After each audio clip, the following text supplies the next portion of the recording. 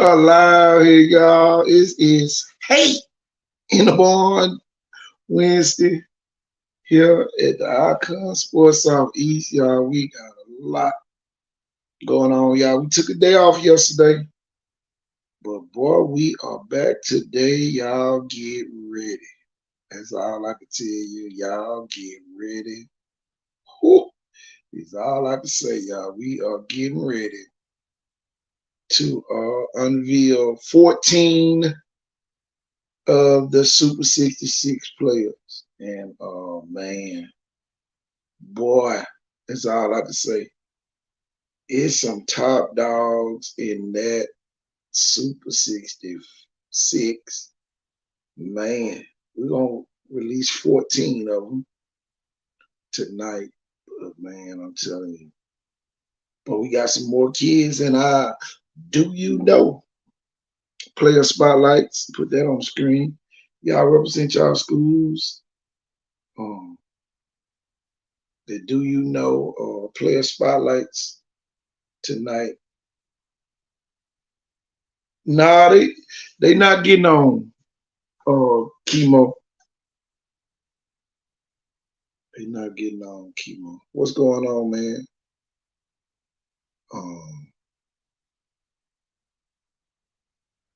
I know they got their own show now, so that's where they probably gonna get on that over there.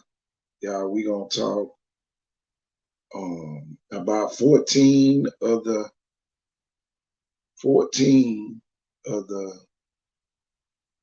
top players in our region. I'm telling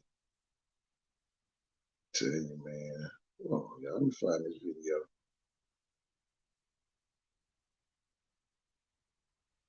Tell you, man, we are getting ready.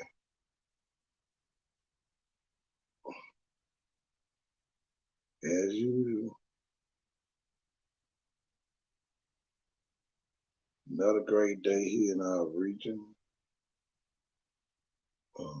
Man, I'm telling you. And we just be so excited about what takes place here in our region. So, let's see what we got on here.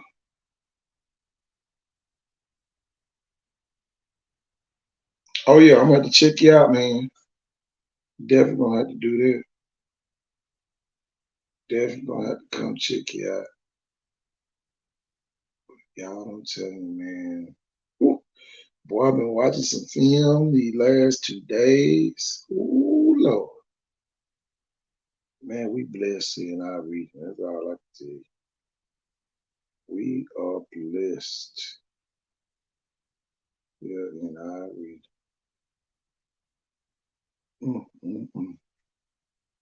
Let's see if I can download this video.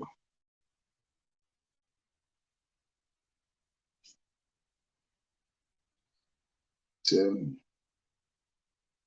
boy, wake up, coach. What's going on with you? Y'all, we about to put some Do You Know kids on. Man, we added some more kids on yesterday. Y'all, we're going to continue to add these Do You Knows, especially after, let me take the box.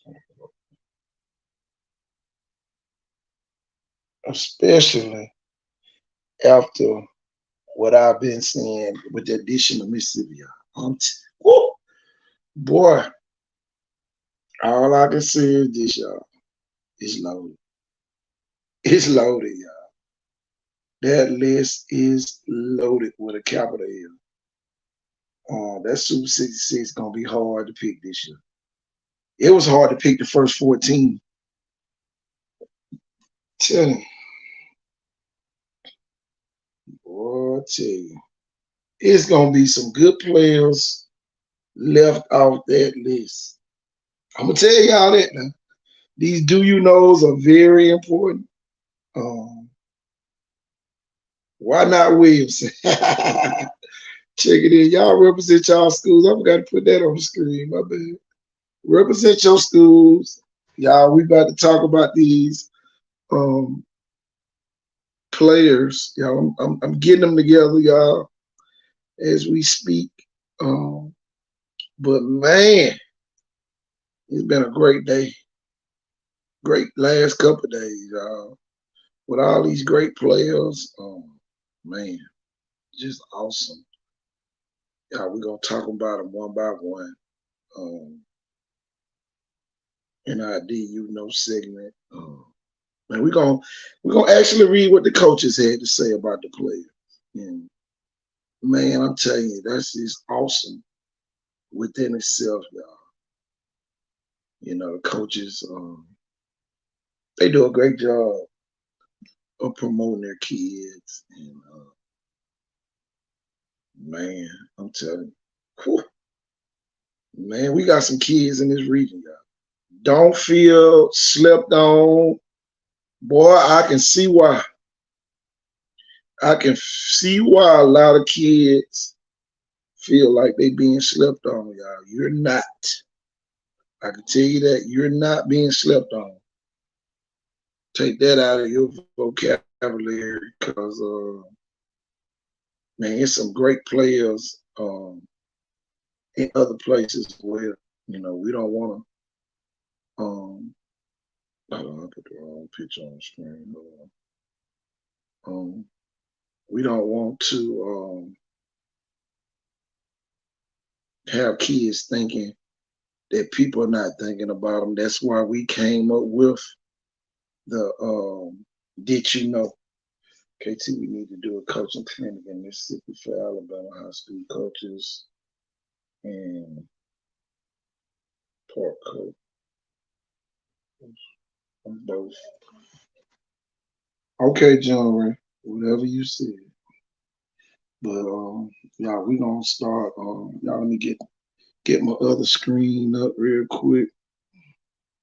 Y'all, I'm gonna start talking about the player. Um, I'm gonna read the articles that we posted. You can go on Icon Sports Southeast page on Facebook and on Instagram to to hold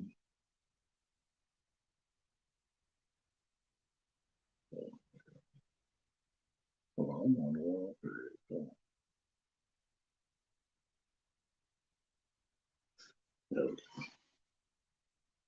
But yeah, we about to talk about the key. Oh yeah, I know John Ray. You always come up with some good stuff. But John Ray, we on a totally it's gonna be totally different. How we do things around here. Um, Especially with the addition of Mississippi, y'all. We gonna be talking facts. We ain't gonna have no debates and all that other riffraff.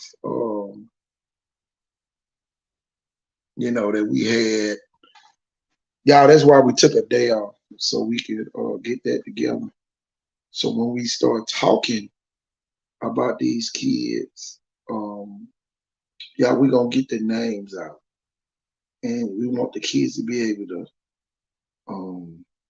use our format to promote themselves. The first one in our Did You Know is, I know you see it on the screen, y'all. Let me fix everything. We about to do our Do You Know player spotlight. Um, First player we coming up with tonight. Yeah, I'm gonna talk about this kid real quick.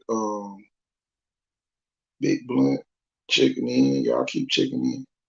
First kid that we're gonna talk about tonight, Yusuf Clark, 6'1", 200 pound linebacker down at Williamson High School in Mobile. Yusuf caught my eye as a freshman, but last season he impressed me during one of their practices when he intercepted. Hold on, let's get Coach Ford on here with me. Wake up, Coach. I'm here, Coach. Wake up. Yeah, man. What I'm doing, I'm reading the articles on these Do You Know player spotlights. Mm-hmm. I'm going back in and actually reading the article, and then we can break this kid down once I finish Yeah. uh, reading about him. Yeah, he caught my eye as a freshman, but last season he impressed me during one of the practices when he intercepted every pass that was thrown in his vicinity. I'm gonna let you jump in on that, Jeff. That kid got a lot of great instincts and just man, Yeah. So, knowledge of the game, football IQ, so to speak. Um, Here go a few of his early accomplishments, y'all. This kid has a 4.0 GPA. my goodness. He has an offer from UT San Antonio. He's an all-state selection, all-coast Alabama team, Crichton Optimist Defensive Player of the Year, and a C Spire Player of the Month. Defense coordinator Donnell Stanley said, I called him Simba because he's a young king and I knew his time was coming right after Robert Woodyard left. Mm. Um, Yusuf is a coach's dream player in the locker room. He has no issues in the classroom, always on time, consistently working and never missed a workout or a day of practice. He's the standard of what a coach will want as a player on his team. He even take his time to teach the younger players that's after him. He's all for the betterment of the program and people around him. He's not just for himself, and that's also a big shout out to his parents as well. Great supporting cast. He said he's the standard down at Williamson. Man, we talking about Yusuf, the standard Clark. That's what we gonna call Man. him. Jeff, Well, what you got to say about this kid? well, I know he put on some of the hardest Ronnie Lott, Brian Dawkins type hits this year. Man, that kid is a heat-seeking missile. Like, you better come on here because I mean he's the one that told me, more about him physically, and then I saw, I mean, if everybody can remember, it was part of a lot of people's stories, the huddle clip where people kind of cuss word exclamatory, almost like the old Batman shows, like bing bang put pow, but I mean it was more like cuss word. Oh my, and I mean like he hit a kid. It's just like you said. Sometimes he hit people, and you're like, did he kill him? Like it just looks like old school NFL hits. That's what he Man, reminds me of. I'm telling He's you, from like man. another era. He's a throwback, man. And pound for pound, he may be the hardest hitter, no doubt, in this city. I mean, pound I'm for telling pound. I you, mean, we still got some other great kids. You can't compare because it's where he's coming from on the field, what he's doing. Uh, you know, just kind of oh yeah, coach. you know, he kind of Man, jack of I'm all telling trades, you, good man. master. I love love the Simba analogy. I mean, look at him, man. He looks like young King Superman right there. I'm telling you, man, just a sharp kid here. I'm telling you, man. And like you said, high football IQ, student of the game, 4.0 GPA. I mean, come on, what more do you want? Wake up, coach. What it do, coach? There we go. There's the man that yep. Before last year, it was like, this kid ain't just like some INT DB. Watch what I'm telling you, how he hits. Before I start talking about that kid, let's talk about Williamson. Is Williamson linebacker you when it comes to high school in Mobile area and in the Gulf Coast area? I'm gonna stop saying Mobile. Oh yeah. Williamson always producing. It's pretty much based off of the scheme that they run too, and it's a fun scheme. And the linebackers get to come down and hit people. And man, you ought to see one of their tackling sessions over there. Man, it's like old school football remix. Man, I'm telling you, man. Look at the kids that they continue to put out at the linebacker position. Yeah. Every year, somebody goes D1 from the linebacker position. Yeah. And he's just the next in a long name of killer coming out of South End, Mobile County. You know what I'm saying? So, Robert Woodyard, big, probably top ranked linebacker in the country. Orrin Wilson, hell, Tyree Gaines. They had two signed D1. And now you got the young and upcoming superstar. And it's 2 or 3 more over there. That's the crazy part. Yeah. So, I mean, that's linebacker you, Coach Stanley, Coach Coleman, and all those guys. They have continued to put out linebackers, and they continuously doing it the right way. That's the only thing I can say. And Yusuf Clark, he plays behind the pass. He not scared of much, and he going to make plays, and he going to hit your head. See, just like my assessment was the day I was out there, he intercepted every pass that they threw to his side of the field. Wow. And that alone, I'm beyond the tackling. Tackling is part of what linebackers do. But the drop back and intercept a pass, man, that's hard to do. Linebackers constantly getting their hands on the balls because I'm gonna tell you, tackling ain't the biggest thing no more. Everybody can tackle. Can you get out there and play a Ryan Williams in the flat? Can you get out there and slow down the CD in the flat? Or even just be in the right position that you just don't get your ass ate up? Now, maybe the good players can tackle Q, but now in today's game, there's a lot of poor tackling. Man, you got to be able to cover. If you can't cover, you don't stand a chance. That's true. Those A and B gap linebackers are gone. I can tell you this. I can tell y'all this, and I know we done probably wore out the local kids, but y'all, there's some kids in Mississippi. Y'all gonna be blown away when y'all see some of these kids when we do this first 14 drop of the Super 66. Man, the highlights of some of these kids is gonna make your jaw drop.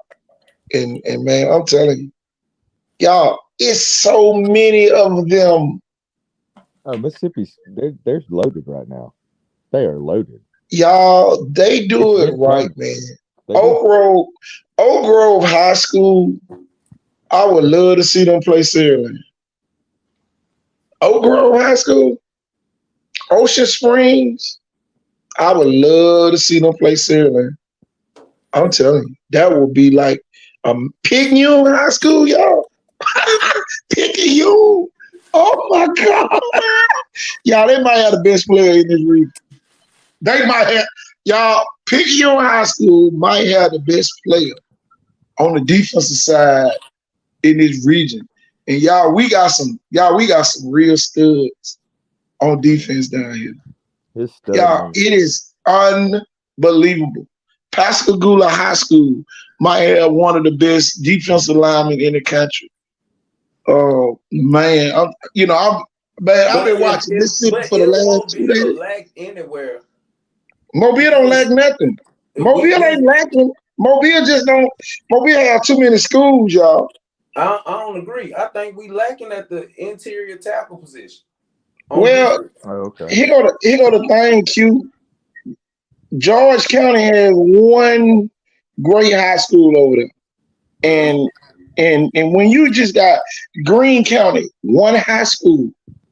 So now they ain't everybody in that county know where they going. But we don't have that big 5-star defensive Hurley, tackle at their own area. 6'5", 330-pound gap stopper. You know, 3-gap player.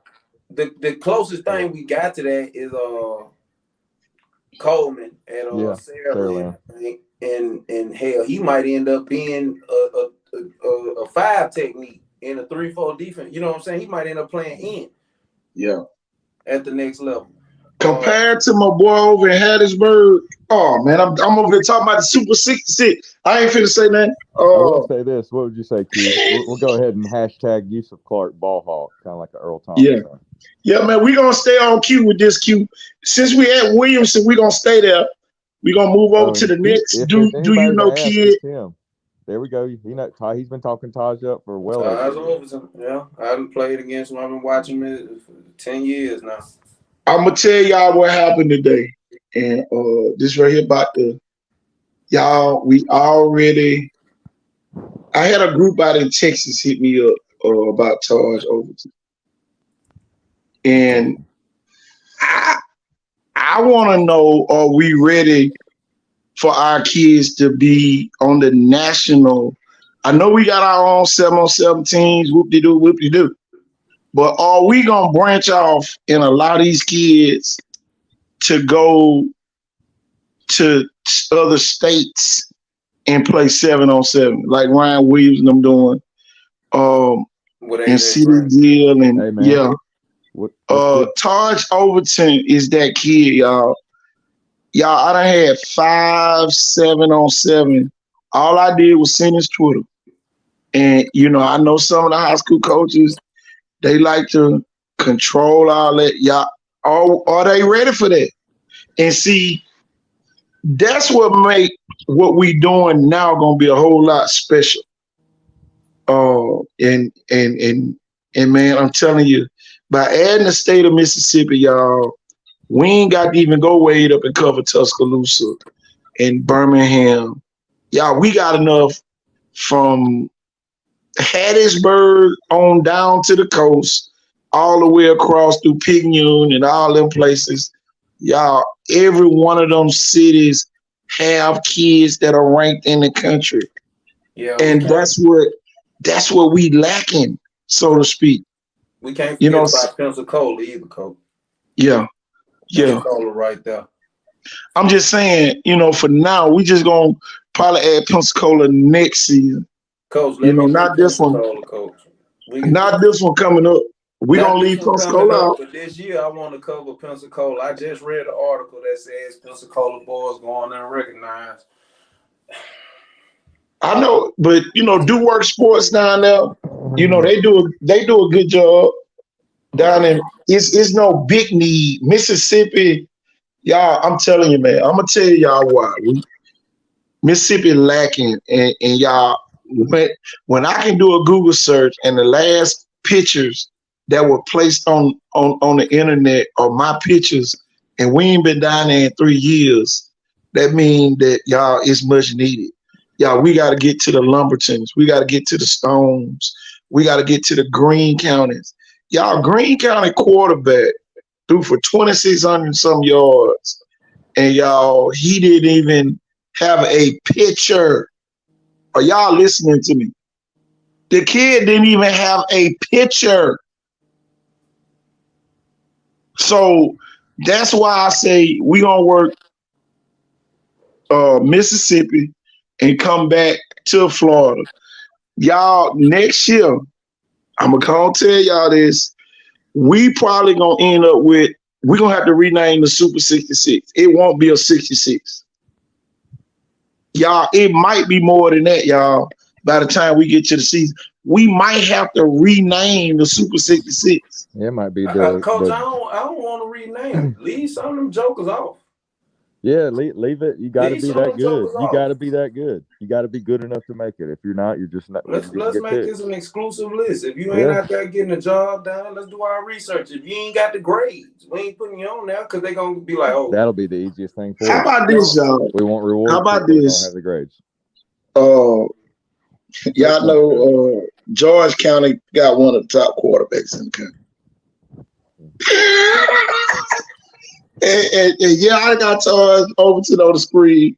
But man, y'all, I can't wait till we keep it get a buck. I cuss you out every time you come with that shit. You be like, man, Mississippi, and then I'm like, man, let me go watch this guy. Did you watch that? Did you watch this? I watched that damn film. Man, look, this kid Waller flipping motherfuckers on their neck, left and right. Yeah. Listen, y'all. Yeah. Jeff. Yep. Jeff, hold on, y'all. Let me put something else on the screen. I gotta take a picture while we talk about it. Yeah, it looked like. Oh my God! For Auburn. Y'all, did y'all see the 6'4" version of a Michael Vick? Did you see when he ran the touchdown straight up the middle past the safety? Yeah, that was pretty awesome. Man.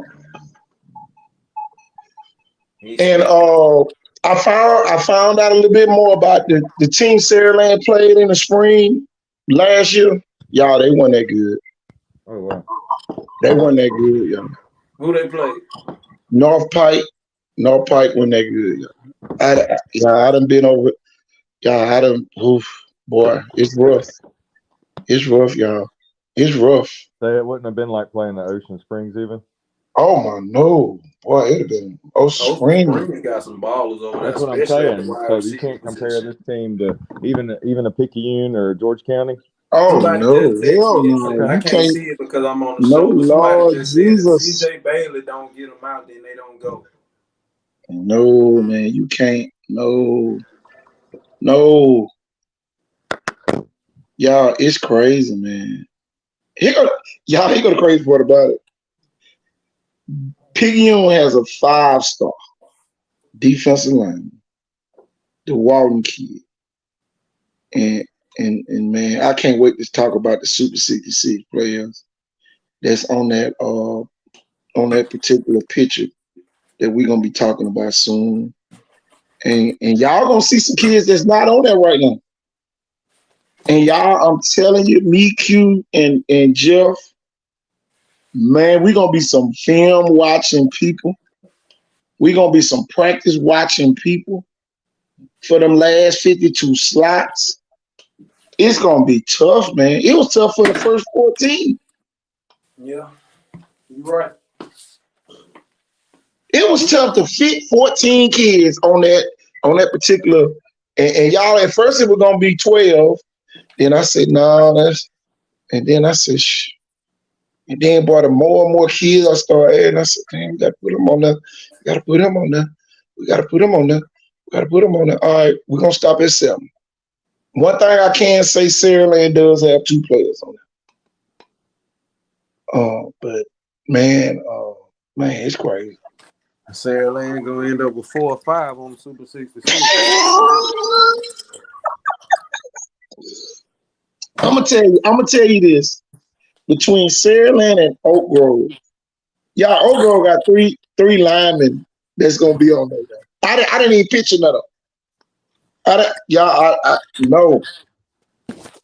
It's gonna be unfair. Y'all gonna find out how good your program is. Boy, look at here, y'all. You gonna find out. You're gonna find out if you had a 5-star type program too. You know, I'm talking about your high school teams. You're gonna find out if your school is a 5-star type program. I'm telling you, man. What? Y'all, we're gonna do a lot of these do you know players, what's it called?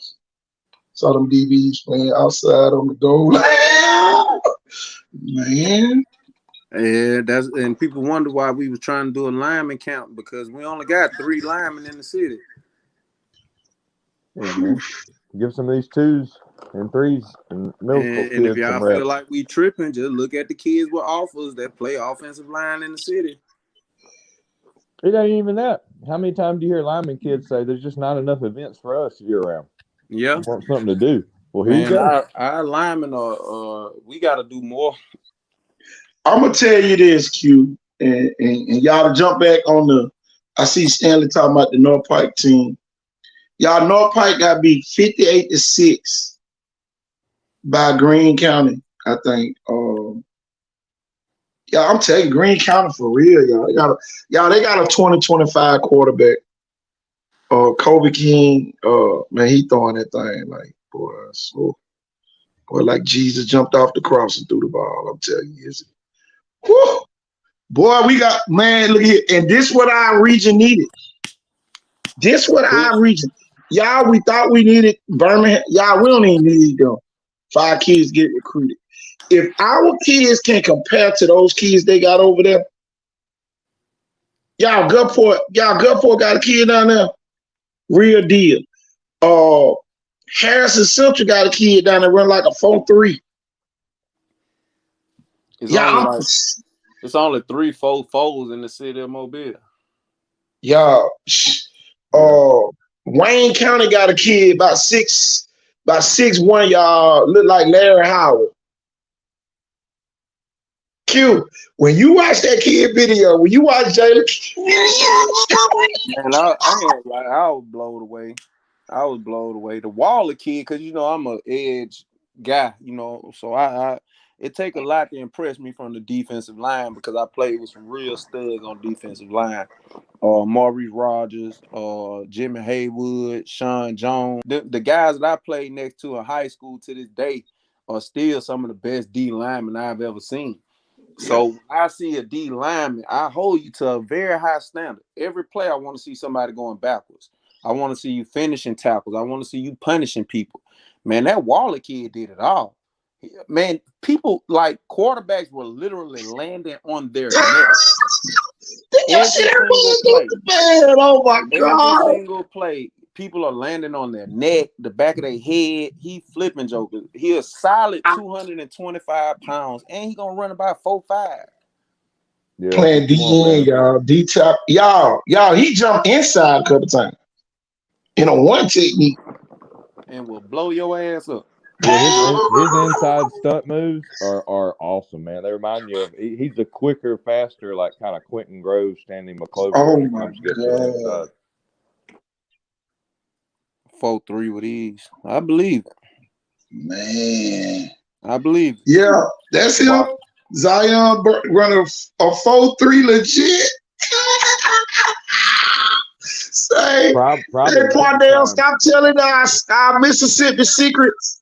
Boy, look at here. Oh my God. Man, they something in the water all down the Mississippi River now. Come on. I'm gonna tell you this too, y'all. Icon Sports Southeast has a lot of favor over there. Yeah, we got a lot of favor down in the state of Mississippi. Lot of favor. So man, it's only gonna make our kids stand out more. It's gonna have. I don't know, Coach. It might make some of our kids be overshadowed because when you been the top dog and you thought you was Billy Badass, now you go meet Billy Badass. I can tell you this: out of that Super 66, Mississippi might have about 35 or 40 kids that go on. I'm gonna say that. Y'all. We've been watching y'all all season. We've been watching Alabama all season. Yeah, they got kids since 2021. I mean, 2020, 2021 till now. Through now, these kids have been working year round. Y'all, I'm gonna tell you. I found out why Jerry Hollis went to Mary J. I can tell you why. He'd have been a receiver over there. I ain't gonna lie. Y'all, he'd have been a receiver over there. Oh, that's the school he was at. Yes. Yeah. Yes, Q. Pushed him out. Yes. Yeah. He made a great decision over there. Look at him, boy. Well, the boy at Williamson beat him out too. Yeah. Who? Meachie.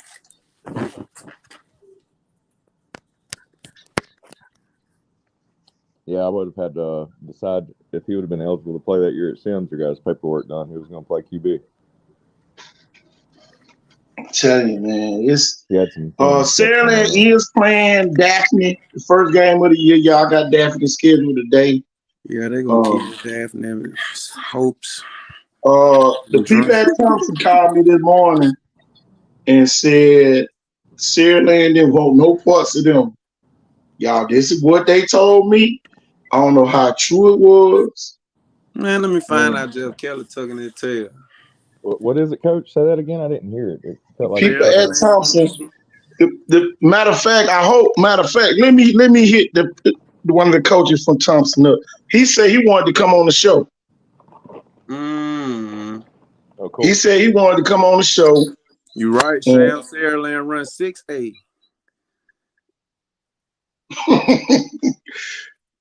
Y'all. Them folks said stay in y'all damn lane now. Them folks said they did not want no parts. Hello, y'all. Yeah, y'all take some people. See, some people just think we just talking. I'm finna show you. I'm finna get the coach on the show. Man. He said he wanted to come on. I'm gonna send him the. Oh, Lord, y'all wow. might Did be. Charles Henderson reach out to Saraland? No, I don't think Charles Henderson want no parts of Saraland. Charles Henderson reached out to Saraland from what I heard. Well, Yes, they do. Make them better. I don't think so. Charles Henderson want to play though. Charles Henderson don't want no smoke with Saraland. Charles Henderson couldn't fairly beat Williamson. Williamson good, coach. What you mean? How good is Williamson? Maybe Vigors should schedule Saraland. Williamson first round good, coach. Oh Lord. Well, we finna stay on cue. We going back to do you though, so we can keep the positive rolling. Yeah, we gonna jump back on this when we announce the 14 kids. Yeah, we going back to Todd Overton. Yeah, I'm about to send this link to the. Let's stay on the kids for as long as we can instead of the what ifs. Huh? We talking about kids again, so I ain't got nothing but good shit to say. Todd Overton, big time D1. Good. Yeah. I ain't got nothing but good shit to say. Yep. Y'all. Say about the players. Y'all, I'm gonna read his article that we put out on our page. Hold on, let me go pull it up. Y'all, I just sent the link to the coach from Thompson for real. Yeah, it's about to go down in a minute. He said he coming on the show. Oh, cool. He said, oh Lord. Them folks said Saraland goddamn duck and blow. Coach Stanley's always got some good comments, everybody, if you're looking at comments. And I think Chalkville overrated, man. Huh? Y'all, here we go, y'all. The Do You Know Player Spotlight Taj Overton 6'3". I got him 6'3", y'all. He'll be taller than me. I'm 6'2". 6'3", 190 DB. Williamson, Mobile, Alabama.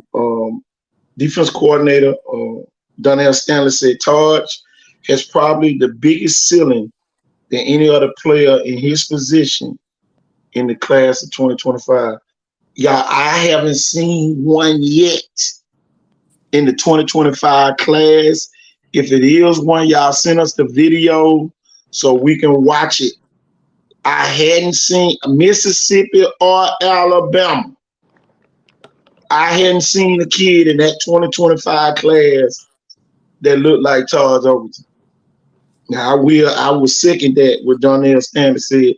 He said he's that kid any coach would love. Great in the classroom, yes sir, no sir type kid. He has no issues off the field, and a great supporting cast at home as well.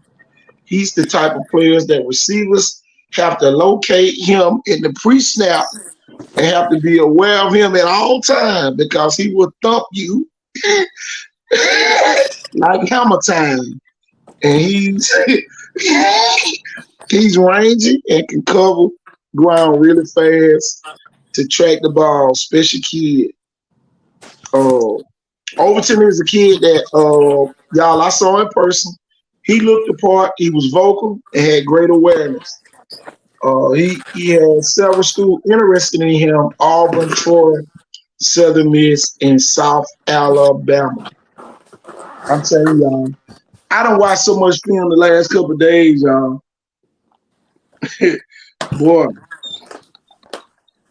What we saying? Safety? I don't think it's a safety. I don't know. The kid Saraland, all right, pretty good. I like Gully, but I don't think his no, upside is big. 2025. That kid ain't no 2025. That's Sarah.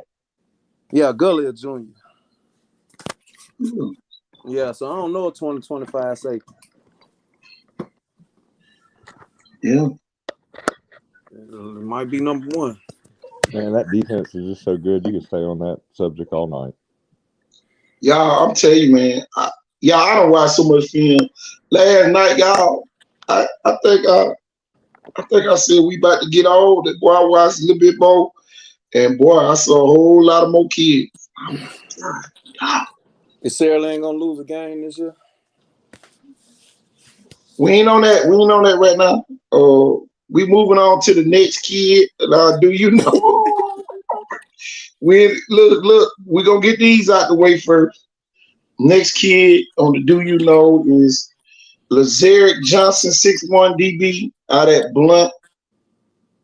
Head coach Raymond Nelson said he's a physical player with the versatility to fit multiple positions on defense. He has the range to be a middle of the field safety, physicality to play near the box, and athleticism to play both sides of the ball. He's a student of the game whose football IQ should impress coaches at the next level. Extremely hard worker with discipline and maturity. I'm telling you, y'all, I think this is another safety, but he's a 2020, he a 2025 kid, but he more of a strong safety type linebacker. Yeah, You know, that'll come down and knock your ass out. That's your people, Big Mike. Oh yeah, that's his nephew. Cool deal. Yeah, he kind of got like a little Taylor Mays cut, man. Man, he will knock you out, y'all. He was the lifter of the week last week out there at Blunt. And boy, they had over 20 kids with perfect attendance in the weight room for the 6 o'clock weight room lift before school, y'all. So y'all, they are getting bigger, faster, and stronger out there at Blunt. Yeah, I got these motherfuckers at Blunt lift weights at 6 a.m. They turned into UMS Ryan. Blunt is getting bigger, faster, and stronger. They clocking into the plant this year. Grown men. That's what happened when you let a coach who been around the block a little while go to Blunt. See, because Spanish Fort live at 6. Saraland live 24/7. And Theodore live whenever the hell they can. So now you got a coach at Blunt who actually got these boys in the weight room. And I know Willie Bohannon heavy in that weight room and what he do. Man, it's going to be a whole different Blunt team. I knew you finna show that kid. That's why I went on and said it, man. Do Saraland lose a game this year? Oh, Lord. Y'all, I'm about to pull up Blunt still. I got to pull it up. Man, I like Saraland to repeat and lose to Blunt. Oh, Lord. Yeah, little hiccup game.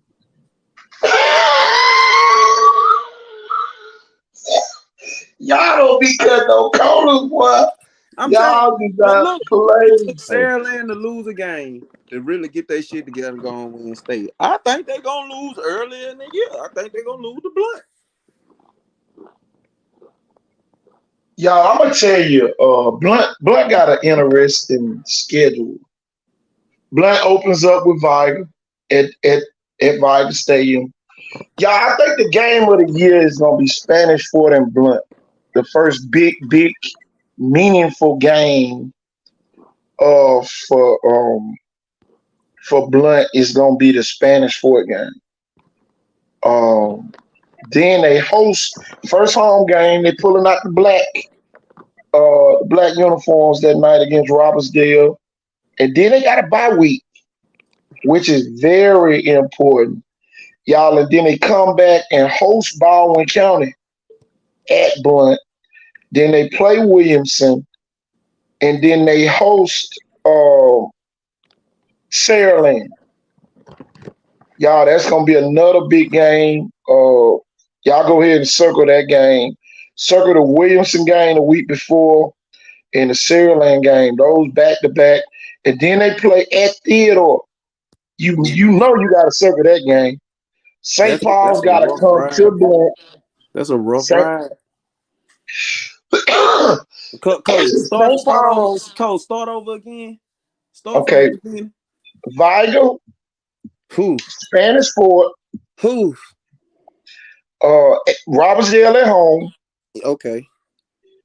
Bye. Bye week. Okay. Baldwin County at home. Williamson, Saraland at home. Theodore on the road, and St. Paul's for senior night. And then they go to the Lip and Murphy at the end. Y'all, I really see this team making the playoffs now. I really do. I really see them, and y'all is really according to what. Yeah, y'all got them at last. On the after the Baldwin County home. That reason, that's why y'all gonna lose to them, because everybody's saying never. The kids at Blunt ain't scared of Saraland right now. See, in the past year, when y'all beat Blunt ass, those kids were scared of Saraland. Right. The kids at Blunt right now not scared of Saraland. They want a piece of that ass. Yeah, these kids are hungry. And there's some up and comers too. Yeah. They know all the kids over there. They played in park ball together. Right. I'm gonna tell y'all this. In middle school. I'm gonna tell y'all what I'm looking at.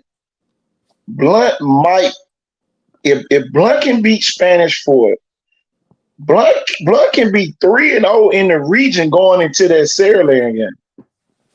And then they're gonna be 4-0 in the region. Oh, man.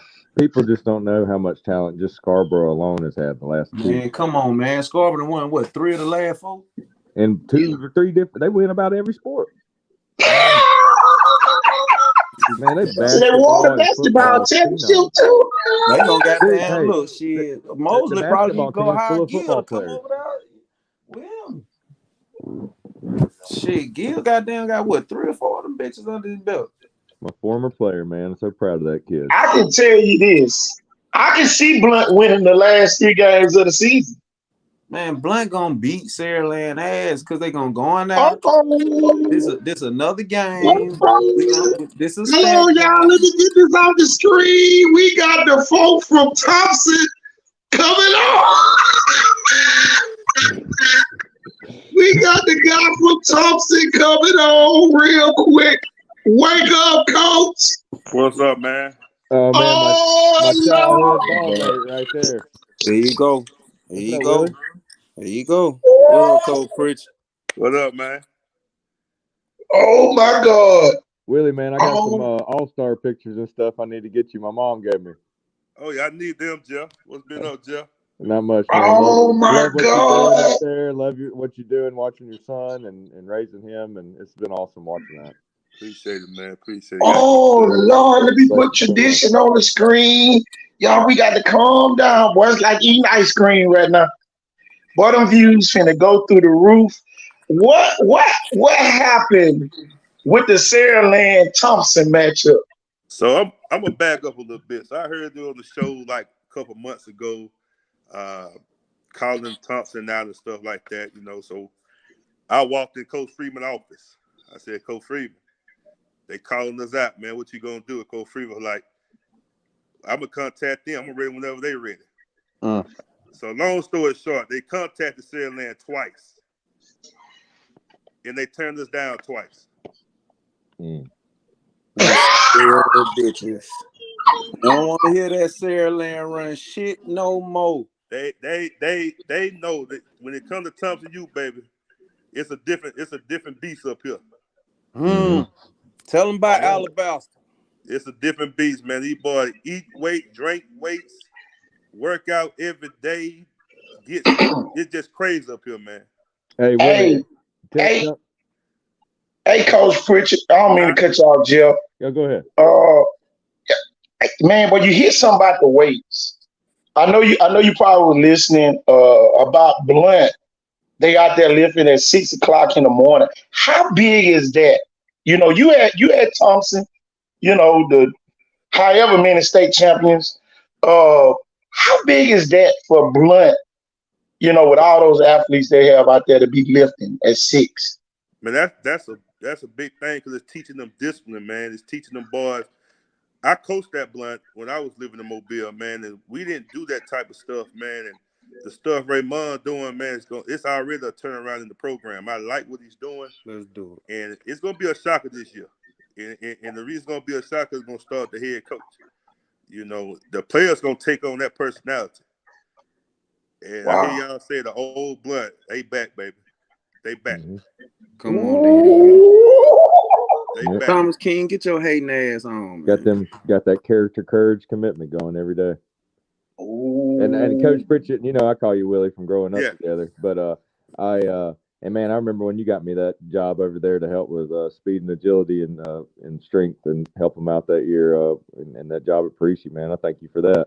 I appreciate it. No problem, man. I was going to tell you, Coach, more than anywhere and still at Hoover, but y'all probably have more people per capita move in from around the United States to play sports and especially football at your school, right? Right. It's big time, man. We get people from everywhere. Mm-hmm. Matter of fact, my son to reach 6'4". Before weight training, man, he started off he was 199. Now he's at 220. Ooh, Lord! Already in less than he got that way in a month because he been getting up every morning 5. I drop him off at 5:45. He hitting the weight 6 to 7. They drop him off at middle school. He go pick him right back up at middle school. 7th period, he back doing individuals in the field house, working out in the field house with the boy. It never stops down here. Wow.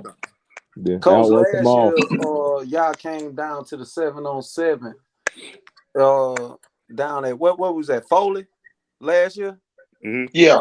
All right, so I got caught up watching Thompson play, and I was like, damn, these jokers are fucking huge. And then after the game was over, I looked across the field, and I realized I was watching the fucking JV. Man, I'm gonna tell you about Thompson. I only been down here for about a year now. I just moved here, and the things that I see doing in school hours, man, the players, man, they treat each other the right way. There's no hating. They get along, they helping, they pushing.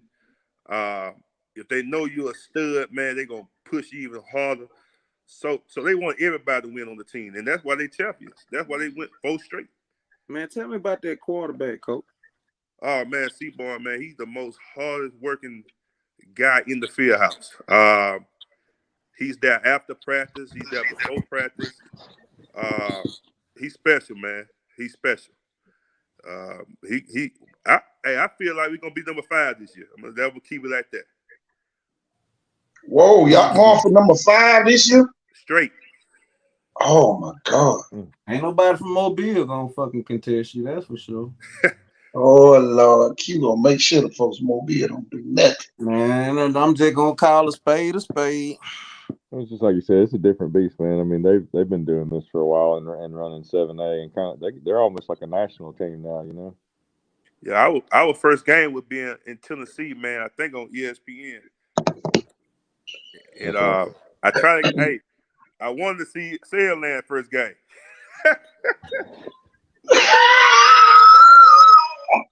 What have you learned though, being at Thompson, and some of the things that Mobile need, this area down here needs to do? Do you think I think Saleland got the right idea, similar to what Thompson has? Yeah, but I don't think the rest of the county has that idea. They don't, man. Saleland is I ain't gonna say Saleland is right there with Thompson, man. Facility wise, just how they run their program. How Jeff run his program. Him and Coach Freeman, they run the same way, man. And they Saleland building a winning culture up there. In the other schools in Mobile, man, I hate to say it, and what I learned from being up here, like I don't coach my son. I stay away from him. Mm. I learned to just let the, you know, like I told the coaches, that you his daddy. You know what I'm saying? Mm. I'm a parent. I'm staying away from him because sometimes the parents, you know, and I love coaching, but if coaching gonna hurt my son and me being in my son's face every day, I stay away from it. Yeah, You know, I don't even talk sports with my son and football, basketball with my son because you know I don't want him to have miscommunication. exactly. I want him to just whatever the coach giving him, that's what he needs to be doing. I remember the day, man, you had called me and man, just man, talk about the daily schedule that these football players are on in the off season. Uh, you know, man, y'all had kids lifting during the day. Talk a bit about that, man. So you know they wake up in the morning, man. We like I said, I dropped my son off around 5:45. Weightlifting start at 6. The boys get their workout at 6. They get their protein. They cook breakfast for the boys after workout. That's awesome. Yeah. The boys have a full breakfast after workout with protein. So they big on protein and stuff like that, man. And then they just hired a strength and conditioning coach, man, from Wisconsin, University of Wisconsin. Man, So everything up here, man, is A1, man. You know, these kids, and what I see different from Mobile up here, man, they buy in. You know, Yeah. and these kids trust what the coach is saying. You feel me? Mm-hmm. talk about what you see in the stands from a parent point of view. What's the difference? You got a 8th grade quarterback that moved in. How welcoming was it for that kid? Once Coach Freeman gave him the keys to the bus. Well, up here, man, if you're a baller, Coach Freeman, his thing, if you're a baller, you're gonna play. No matter what grade you in, how old you are. If you're a baller, you're gonna play. In the fans, man, like Alabama City, they embrace talent. So they don't get mad if they child not starting. You'll hear them saying, "My child don't deserve to start. He needs," instead of going. They don't go to coaches up here because they trust the coaches. Wow. That's And I've been amazing. around, like when I was living in Mobile and I was coaching down there, man. I had parents running to me, why my child is not playing, why my child not doing this. I have yet seen this in football in Alabama. First of all, Man. how can you question a coach that won 10 state championships? I don't think you can question him. I guarantee you that. Can't question. But man, the Man, city is nice, man. It's a different level, and I thank God, man, for placing me here, man. Me and my family, man. We thriving. We thriving. man, I'm telling you, man, it's just awesome. My thing is this, and y'all, we love cutting off the street committee because the street committee make it seem like it was the other way around. Man, that's something that we strive here at Icon Sport, not to spread rumors, and we try to get down to call the coaches, so to speak. Everybody calling for Sarah Lane Thompson. We gonna call Thompson and see can they set it up. And Give the people what they want. Yeah. Give the people what they want. We want to see Creed versus goddamn Rocky Balboa. I want it, man. I want it. I want it. Talk about your son in basketball a little bit. Talk about the difference in basketball. Man, I had Go ahead. when I was in Mobile, man, I just saw, that I had to make a step outside of Mobile. For us AAU, man, I had to get him on a bigger stage and playing. And ever since I got him on that bigger stage, man, like he was game elite now. He's like on one of the top shoe circuit teams in the country. And to see his game, man, now he's running 1 through 5. He can run the point guard now, man. He just a ball player now. He played varsity. He played varsity basketball up here in 8th grade. And man, now this weekend, it's a great thing to have for him. This weekend, Sam, we need to go play in the All-American game. Oh, Wow. congratulations. So basketball. He's becoming a basketball player instead of he was labeled as a big man and this and that, but now he can pass the ball, he can shoot the ball. Matter of fact, he's top 15 in the country right now. Wow. Top 15 in the country, number 1 in the state of Alabama. He definitely can jump. Man, he definitely that. He definitely can jump if he can't do nothing else. Coach, I got a 2-part question for you. Darrell Fuqua still up there? Who? Fuqua, DB coach, played at UAB. He's still up there? Ballhead. Yeah. Yeah, he's there. He's the matter of fact, he's the recruit specialist. Yeah, well, you got a good one. Just talk about some of the other coaches that's on the staff up there, Thompson. Man, the other coach, man, Freeman, up here, man, Freeman's a manager. He got a coaching staff that he trusts, man. The D-line coach Bridge, man, he's hard-nosed, man. They the first one in, last one out, man. I talk to the DB coach cornerback coach every day, man. He coaches bought in. And when you get a staff that bought in and trust each other, man, it's hard to beat them. And then I walk around and see Kerry Stevens up here. Yeah, because he's still coaching at Miles? No, he's at Thompson. Oh, now he's at Thompson. Oh, wow. Oh, man. Okay. So there's some great people, man, just around these kids, man. If these kids fail, it's gonna be up to the kids. It would definitely not be because of the coaches.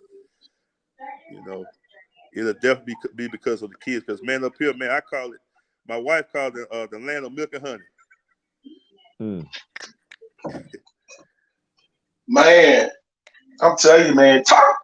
What's the difference in basketball at a school with multiple gyms? Coming from down here in the one gym era, how easier is it? Do teams practice in the morning and the evening? Do they do 2 days? How does the basketball practice schedule work up there? Well, basketball-wise, they going in the morning, shoot around lifting weights, and then 7th period they'll go and do the same thing, shoot around 7th period, because coaches can't touch them right now, but they have open gym right now. But okay. they just got done building the 3rd gym up here at Thompson.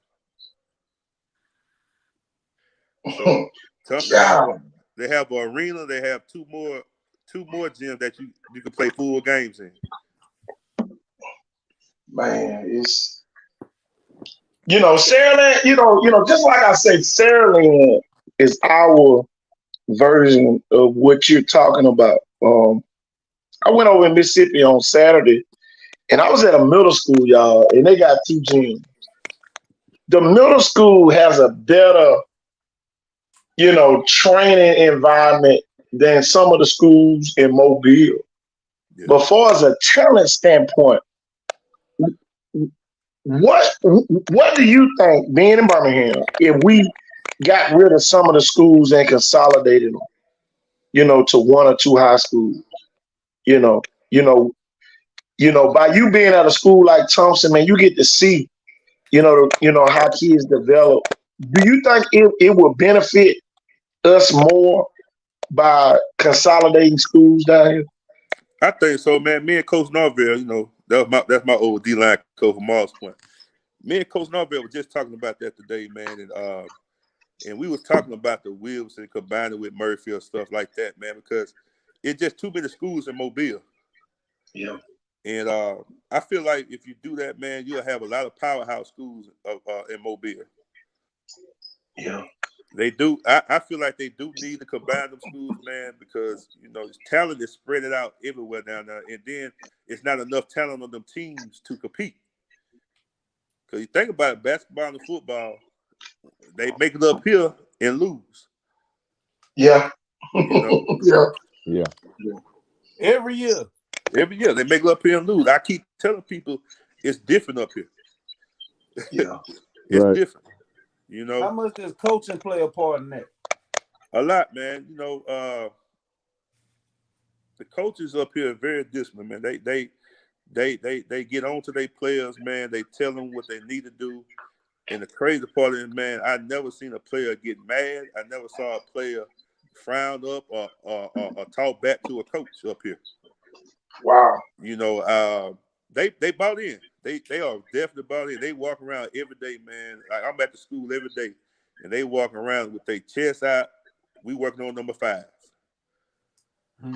Wow. So how important is that nutritional program? You say y'all eat a full breakfast every morning, and you know, being from down here, we got some kids that don't even eat lunch or breakfast. How important is that when you know you're talking about wins and losses? You know, kids focusing during school when they haven't eaten nothing. Just talk about that, coach. Being on that side of it now, where kids are getting everything, all the resources, and y'all, those are resources. right. You know, a lot of people say, yeah, a lot of people think it's money. You know, it could be eating the right food and getting that protein in your body. To build up your bodies, and man, just talk about having all those, amenities, extra stuff. Man, it's very important, man, because man, you got to after a hard workout, man, you got to feed your muscles. You got to put something in your body. And the coaching staff, man, they do a great job with that, man. Like the basketball coaches wasn't even doing it. So the basketball coach would have stocked up on his protein. Wow. And it's a big help, man, too, man, because you have kids like up here in Alabama that don't eat. You know what I'm saying? But that's a meal, and that's that's their meal, and that's they vitamins and stuff that they get, man. And it plays a big part, man. They don't have to worry about starving in the morning. That's one less thing off their mind. Man. One less thing off their mind. Boy, you eating a good old sausage biscuit, a chicken biscuit. Man, they be eating good too, man. Pancakes, grits, eggs, they be eating good. Boy, he gonna rub it in too, ain't he? Telling you. Then the facilities, man, like the indoor football field, man. I thought being at Bryant, man. When I came up here, I was like, wow, man, this is the next thing to a junior college right here. D2, man. The indoor facility is just crazy up here, and it never closes. Huh? It never closes.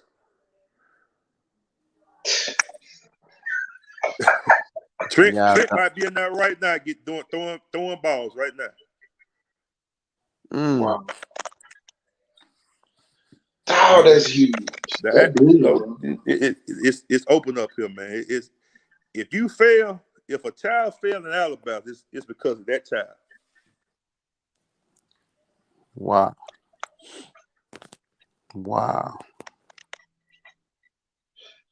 Man,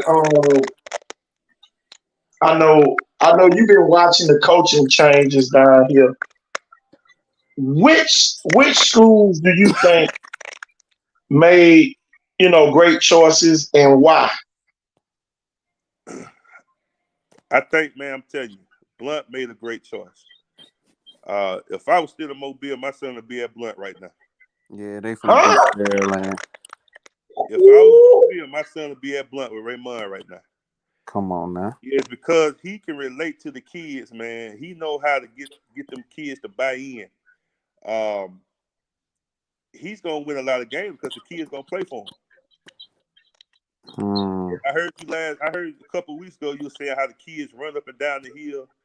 Man, when I coached that Blunt, man, I had BJ Archer, I had Wilson Bell. I had a good offensive line, but they didn't really buy in to the program, to the coaches, Yeah. But seeing Raymond and what he doing now, man, it's gonna be crazy. And I was praying that he didn't get Tito. Wow. I'm happy because he need to get out that environment. And Blunt needed somebody that's not an alumni as a coach. Woo! Boy, you hitting home runs tonight. God damn. Boy, they gonna be looking for you, Cole. But you a big fella. You'll be all right. I ain't hard to find.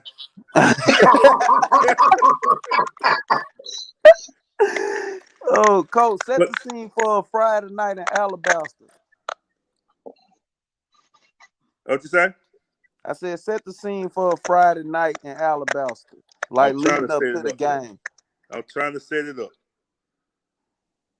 No, he said talk about it. Yeah, Talk like about talk about it. Yeah, Tell, Man, what it's God, like leading man. up to a game, what's the it like festivities. Friday morning Man. when you? Yeah. Yeah, the whole day. It's a college atmosphere. Mm, tailgate. Standing room only. Wow. And we have a pretty big stadium. Standing Oh yeah. room only. The town shut down for Friday night Tulsa football. When I first moved here, man, I let my son play middle school ball because it's 7 to 8. They had Peter Woods, and I was like, man, he gotta get his feet wet first before he goes try them big boys up here. And I went to the game, man. I walked in the stadium, man. I stopped and stared, man, like the jumbotron, and the announcer, the just how they just do it up here, man. It's a college that the band. It's crazy. It's crazy. The halftime show. Wow. Man, It is loud up here. how many practice fields do they have? Huh? How many practice fields do they have? They just built another one. So we have 3 practice fields. Man, look, see, that's why I'm upset with Saraland with that coward chicken shit attitude. Man, give the people what they want to see. 1 year we should be in Alabaster watching Saraland Thompson, and the next year we should be down here at off exit 13 watching the game. Man, give the people what they want to see. Yeah, go If the home and fans home. out here, if the family on here, Ryan Williams, we want to see Ryan Williams and CD and KJ Lacey versus Thompson. Don't know other game matters. Y'all in won 6A It'd state make both championship. teams a better chance for Don't a higher nobody give national a ranking. damn. We want to see Thompson Saraland, man. It'll be a good one too, man. It'll be a What are great you one. talking about? What is this dude talking in the comment section of this man? I mean, your coach didn't want to play the game, bro. The You end get of the real. day, man. That's what we want to see. And you talk Saraland about Thompson. Quentin's a coward, man. What are you talking about? Coward Hey, might man, not I play the show game. up to all. Hey, call Here's me my out. thing. I'll be there. Wouldn't that game make both teams better to have a better national ranking? It will. Yeah. I think it will. Oh, it will. So it may happen now. Not So what you this year. think? So we went and played Buford last year, man. A powerhouse. And Buford kicked our behinds. But it got us ready for the rest of the season. Exactly. Them games can help you in the long run. Well, I think Blunt and Viger this year is going to help both teams tremendously. Just getting that game against each other, the very first game. Yeah. I can tell you this: it's gonna be a different bloody Viger this year. Oh, yeah. It ain't the first one. It ain't the first one that scored this year. Man, what you say? It ain't gonna be no 7-0 game this year. I can tell you that. God. I can't wait to be there, man. Blunt is dangerous, man. Blunt gonna be dangerous, man. I'm a big fan. Think about this, Coach. Blunt, man, I'm gonna talk about Blunt real quick. Just knowing the type of athlete, man, you done coach there.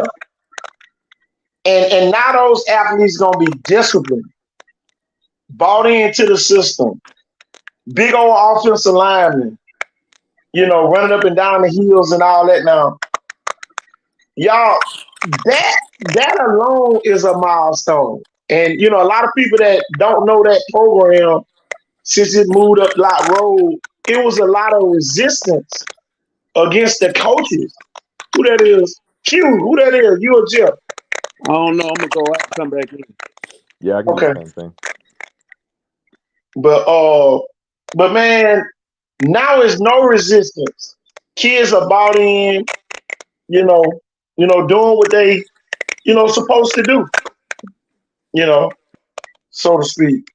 So that alone to me is like they already done won. The kids have already won in the game of life, just by buying in so Mhm. quickly, you know. And they ready Do for a you? change, man, and they got Yeah, it. yeah. You know, they needed it. They needed this change, Oh yeah. and I'm so glad that Coach Ray, man, didn't just settle down and bring a lot of them alumni back to the coaching staff, man, because they get caught up in they tradition, Yeah. they get caught up in the things the way they used to do it, but it's different, man. The coaches is You different. know the thing. And I know a lot of the Blunt alumni. They talked about uh he might not know the culture. He might, but y'all lost the Vigor. Some of them years y'all won the championship. And I never forget when I coached that Vigor, we beat them 32-6 one year, and then they went on to win the state championship. Mm-hmm. But for you to say that somebody don't know the tradition, like you just went undefeated every year, like Thompson does, or, and win 5 or 6 in a row, you know, type deal, nationally ranked and all that, you know, that kind of, everybody just had an opinion. Mm-hmm. And I'm so glad that done died down and, they can move on to the football portion. I know tonight he had his parent meeting. I need to see how that went. Last year they had a parent meeting, didn't go too well. But I want to know the feedback off of the parent meeting tonight, man. I'm talking about, man. When you talk Ray Nelson, man, you talk about professional. Man, you ain't talking about somebody who just wake up every day and trying to shoot the jump. This man is focused on making his football team better. And man, he got people around him that's helping him to make the football team better. And that plays a major part as well into what's going on up there at Blunt. Yeah, man, that's half of the battle, man. You get your players to believe in you, man. You won. And from what I've seen and heard, man, them players done balled in, and boy, he got some big balls up there up front too. He got some big balls. Oh yeah, it is my phone, Jeff. I hear it too. I thought it was y'all phone. Yeah, y'all come on back. Jeff and Q, y'all come on back. But what's going on? But tell you, man, because every time I say something, it start cracking. But telling you, man. I know. You. Once you found out that the game wasn't gonna happen, I got on the show saying we gonna get you on here, and everybody was looking. I know they were like, man, they ain't finna get nobody on there. I was coming, man. Look, I was having trouble getting on here at first, but I said I got to get on here tonight. Tell me. But they don't know what that, and also, man, they don't know what that game can be big, pay wise, man, money wise, for the city. Exactly. Oh yeah. One of the parents said definitely organized and professional. Oh man, how did that meeting go tonight, Mr. Thompson? Y'all, I'm gonna go out and come back in because my phone is cracking. Jeff.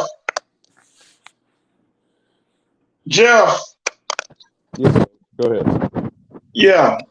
Go ahead. You can I'm gonna go all the way out and come all the way back in because my phone acting up right now. All right. Go ahead. Let you take over. Man, long time, man. We go back a long way in our childhood. That's some good times, man. Oh yeah. Out there in the GB, the Grand Bay. Hey, that what made us, man. That would help. That would help made us, man. Yeah, I wouldn't change it for nothing. If I do it all over again, I would. I would too, man. It sure was fun. Yeah, man, and being around guys like your cousins and like KD, and then I got to work with Kevin, and they were legends. Him running back at Grand Bay, and then on that '96 state or '97 state championship team, being there that day, man. Man, I've been trying to get him to get a head coaching job forever, man. Yeah, but I mean, he makes so much money doing other jobs that it's almost just like, if they ain't gonna, Yeah. I think he's kind of like me, where it's like if he's got to be an assistant for too long and he's losing out on making really good money for his family as an assistant, he's just kind of like, man, I gotta get it while I can. Yeah, that's the attitude he has. Yeah, I mean, he'll go get on that zero turn and even get a yard or something. Kevin can do anything, man. So but man, yeah, so many great athletes from down there. I mean, the Bryant. I mean, even Art at running back that year, Art Smith, man, growing up with him, he was blazing. We was tough, man. We just lost out on the coaching, man. Yeah. If we had the same coaches Brian had, man, we would be, we'd have won. I believe we would have won a few state championships, man. Yeah, I agree. And it's hard for the kids to buy in down that way too, for some reason. Yeah, and then I mean, so what did you graduated from what, Moss Point? Yeah. Right. Yeah, and I graduated from Mobile Christian, and then we end up, even though we played baseball together too, and then some football. It's kind of like by the time we end up at our senior year of high school, it's kind of like, man, you get recruited from the same schools, and it's like, but you right over there, and I'm riding on the Cottage Hill Road from Grand Bay. Yep. I almost thought about coming over there to the Perm, man. That's That a beautiful man. That is a beautiful. I even want to have a camp there. I used to go practice there sometimes. We played like some travel ball games when that first started there in Gulfport. But just looking over that, what is that? Is that the Mississippi River? Or? Yeah, our practice field is right by it, man. Yeah. Oh man, that's awesome. That view over there. Got that Spanish moss hanging from the trees. It looks like something, just like old school, man. Moss Point changed my life, man. I ain't gonna lie to you. It changed my life, man. That's awesome. When I became big time. Oh yeah, man. Oh yeah. I remember like almost on a Southeast national level, like that's my boy, Big Willie Pritchett, man. And that's where I can be like, shoot, if anybody ever want to ask about me, just ask my boy Willie. That's right, man. Hey, I'm gonna tell the truth. Oh yeah, man. I'm gonna tell the truth. Yep. Oh yeah, Coach Norvell. I know, man. I grew up with Willie, man. Me and him had some good times, buddy. That's one of my man. Just golly, man. Castleton Elementary, the lunchroom days. Boy, I go back there, man. We had good times, man.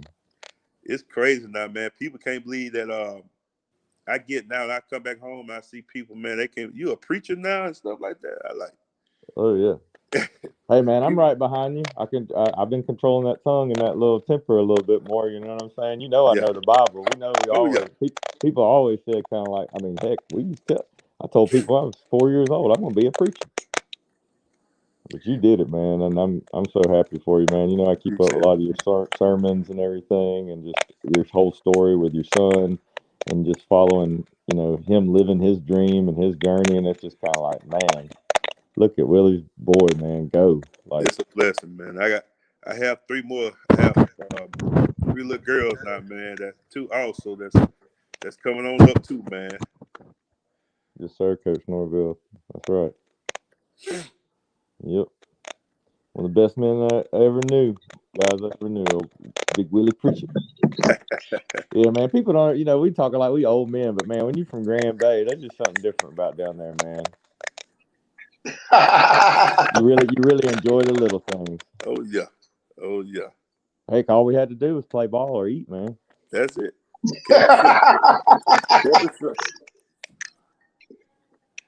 Or we go to the ballpark party. What was it? You go to the swimming hole or something for a minute, but I mean that was just to cool off from how hot it was. And man, I'm telling you, man, that what Alabaster remind me of too, man. Up here also, man, they do a lot of community stuff, man. Don't you know they have like movie night for the kids at the football stadium and stuff like that, man. They do a lot of stuff for the kids in the community. Man, that's awesome. A lot of big stuff. time. They have fun day. They got this thing called City Fest, man, that they put on every year, man. That they doing great things up here for the kids, you know. The only thing I can compare it to, because you know they say that place is like a whole nother country, and half of my family's lived out there for years. It's like a Texas type school almost. Yeah. And let me tell you something, man. It's not a bad school at all. And every school that we go to, that we went to, we played ball in, man, is a top notch. The school is beautiful. Mm-hmm. Yeah. There's not a bad school in Birmingham. Like, so as you pull up, you're like, wow, this is a big school, man. Look how nice this school is. So they believe in nice schools in this Birmingham, you know? Yeah. And it's just beautiful, man. I you know, it's just like I said, man, it was just a blessing, man. A blessing. And a lot Stuff of like that boosts the morale of the kids too. You know. You know, when you go to a school that looks like Thompson and Hoover, man, it just boosts the morale of the kids. Right. You know, and motivate them to want to go to school every day. Right. Yeah, when you look good, you feel good, you play good. And KT, when people come visit me, man, we had when a couple of Mobile teams came down and played in Magic City, and a couple of the kids stayed at my house, and with the parents, and and I said, man, let's ride to the school. You should have saw them kids' face when I took them up to the school, man. They were man, it's almost like going to Saraland. You know, every time a kid from Mobile get on that Saraland campus, it's like a wow factor. Yep. Man, Thompson is huge, though. I know that for a fact. Go ahead. Icon Sports, go ahead and come up here, man. Make your way up here. Look. We don't mind covering Thompson. Yeah, look, we there it is. Y'all, we covering Thompson next year, man. There it is. Yeah. We there with y'all. There it is, Jeff. I told you we were going to have expansion. I got family up there. I got a daughter that lives up that way. So, you know, one of our uncles was part of that school system for a while. I think he may have moved on now. He's actually in the business administration and technology back and forth. But, man, yeah, I mean, so it wouldn't be no big deal for me to go to some games. I know one thing, boy, we add Thompson, that's going to kill the Super 66. They're going to have about 12 players on there.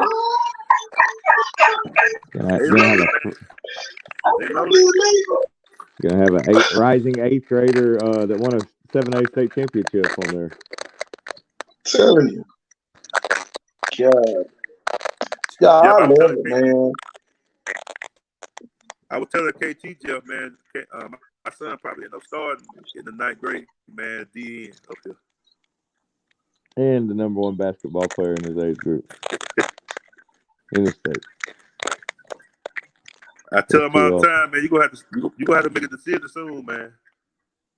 Well, you know, and I liked him at defensive end at first, but then, you know, you don't want to say anything with his greatness in basketball, and I almost thought that he had given up football. So now I'm shocked. Man, I love him at end, so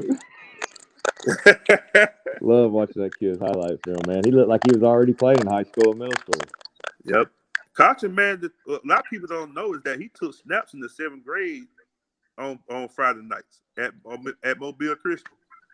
That's right. I remember when y'all was over there with Coach Cottrell, and it was either right after I left or the same time, around the same time. Yeah, year after was it 19?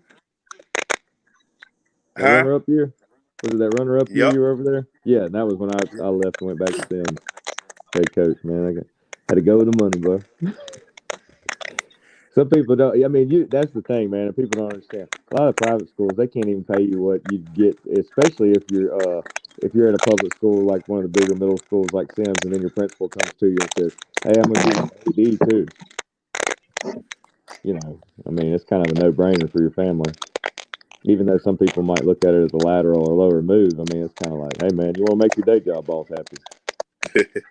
He's the one even allowing you to get off at a good time to get over there and, you know, coach at another school. So that don't even happen that much like it used to. God bless Tom and Chris. So the quarterback and your son go to the same school. They ride together every morning, workouts. I just thought about that. They ride together every morning. Wow. They becoming great friends. And a lot of people don't know that, you know, that's Tua, the cousin, man. Oh, wow. God damn. That's the senior quarterback?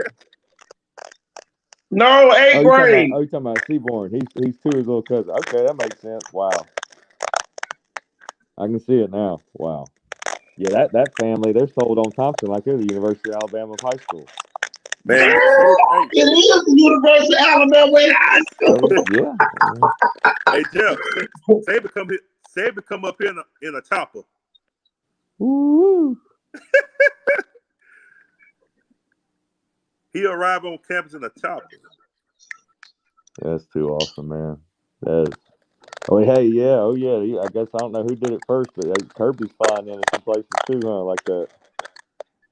Well, you know, Kirby do everything Saban do. Hey, man, so, yeah, it's the process. You talk about following the process. It's gonna be a great year for football, man. It's gonna be. What do you think, Willie? This is probably going to be one of the most exciting years ever, high school football, just because of the talent at such a young age. And then you got a lot of young. It's spread it out, man. You got a lot of young, like 8th graders going. That's gonna be 9th graders gonna be starting on Friday nights, man.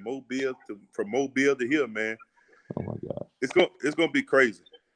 It's gonna be crazy. Yeah. Who y'all play in the spring game? I haven't gotten that yet, but soon I'll find out. Find out. Man, 2027 is deep, man. This 2025 D2. We found that out today. Yep. But we done added Mississippi, so we got to get over to Moss Point and all them places: Pascagoula, Ocean Springs, St. Martin, D'Iberville. Man, every one of them schools got a prospect, man. I ain't never seen them like. If anybody knows, Willie knows. Coach Pritchett knows. Hey, KT, when you walk in Moss Point, take pictures of my name on the wall. Okay, I'm definitely gonna do that. Coach I would definitely do that. Hey, Coach Norvell said you broke his favorite sled. Yeah, man, we were playing Pascagoula. Can I tell you about that story, man? Yeah. Go ahead. So we were getting ready to play Pascagoula, 2005. We were getting ready to play Pascagoula. Everybody, you know, Pascagoula our rival. And Coach Norvell, man, I don't know if he was trying to get us pumped up or what it was. The whole week, man, he was saying, man, Pascagoula quarterback ain't never been sacked. He ain't never been sacked. So I got tired. I just got tired of hearing him say that. So we was on the one-man sled, man. So he said it when I got down to hit the sled. And I came off and popped the sled and broke it in half. Yeah, dog. And guess what? By the third play of the game, I ended up sacking the Pascagoula quarterback. God. So man, like I was telling you, and Moss Point changed me, man. It made me who I am, man. That's right. If I would have did 4 years there, man, it'd been crazy. What was the difference playing in Mississippi and playing in Alabama? Oh boy, this right here. Hold on, Coach, before you answer it. A lot of people in Alabama think it's sweet over there in Mississippi. I want you to you don't play it on both sides. So what's the difference being in Mississippi compared to Alabama? At the time the difference was, man, you had a lot of more hungry players beside me. You know, it was a winner. We wanted to win. And anybody know about Moss Point, man, you know, that's a winning school. You know, a lot of great players came through there, you know, and The difference, man, just the way they grind, the way they put the work in, the way they coached up, just being they held us accountable, man. Coach Alexander was my head coach, man, and he don't care how big time you are, how big your name is. You gonna do what Coach Alexander say do, and just buying in, man. It's crazy, man. Just everywhere if you buy into the system, and you're gonna be successful. Yeah. And that's what I did, man. I went over there and I bought into the system, man. And I was successful, man. I had great coaches, Coach Norvell, man. Coach, my other D line coach, Coach McCall, that played in Mississippi State, man. It was just, man. It was just like a dream over there, man. It was like a dream, and you didn't have all that. Everybody, we got along. We played for each other. And when I was playing in Alabama, man, it was like when I was in Mobile, man, it was like we were playing against each other. Mm-hmm. And I just hope that one day Mobile can have the mindset of getting out of that. If you work together, man, it's enough. It's enough to go around for everybody out here. Mm-hmm.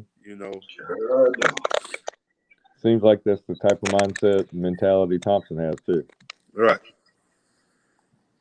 That's why Sandland's successful, man. They not over there hating, man. They over there congratulating next man up. Let's get it. Mm-hmm. And they bought in. I'm gonna keep saying that, man. You got to buy in. Did you ever get to play Wayne County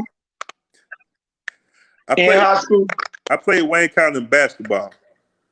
A lot of people don't know, man. My best friend is Jarrell Pope. Okay. Me and Jarrell Pope played I played in the Mississippi Alabama All-Star game in 2005, and Jimmy John, Jarrell Pope, John Jerry, man, all of us became real close, Man, and he was amazing.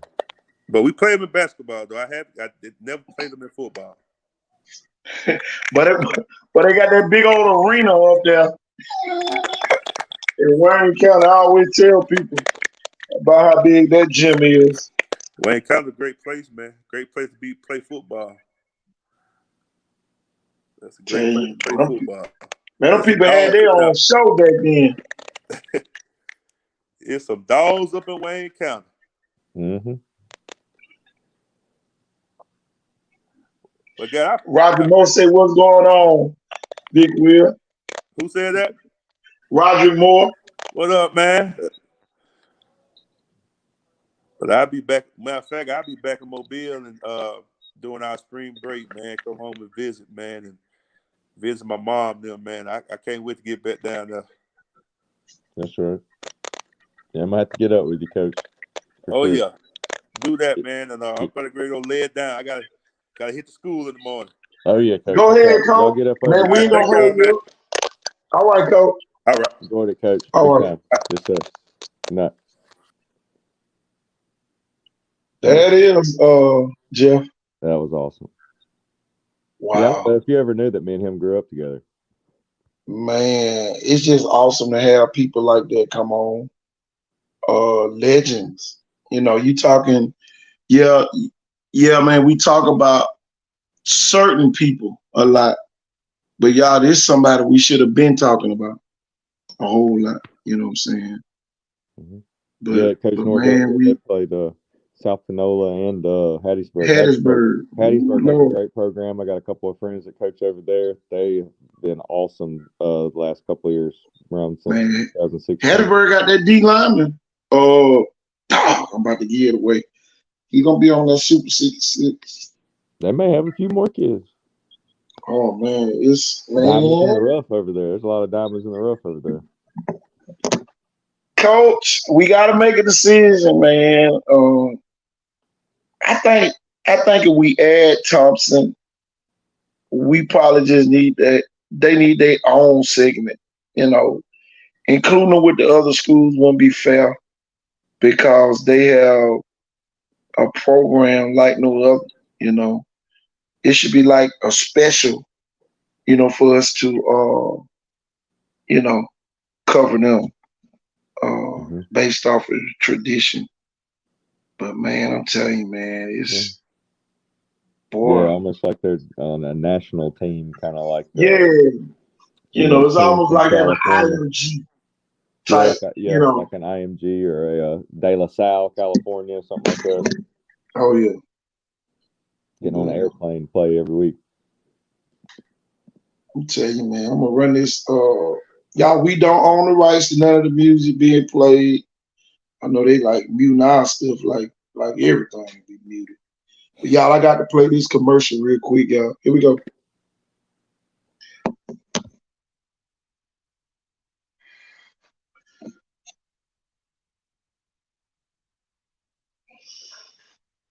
It don't seem like there's no music to it, so that's being better. Yeah, sure don't. I don't hear any music, but I see the kids. Tell you, man, some awesome kids, y'all, down here in this region. Oh, Jeff, you well, oh no, I don't think it's on this one. Nah, they ain't got it on there. They ain't got it on there. Good. Yeah, we just wanted to play this.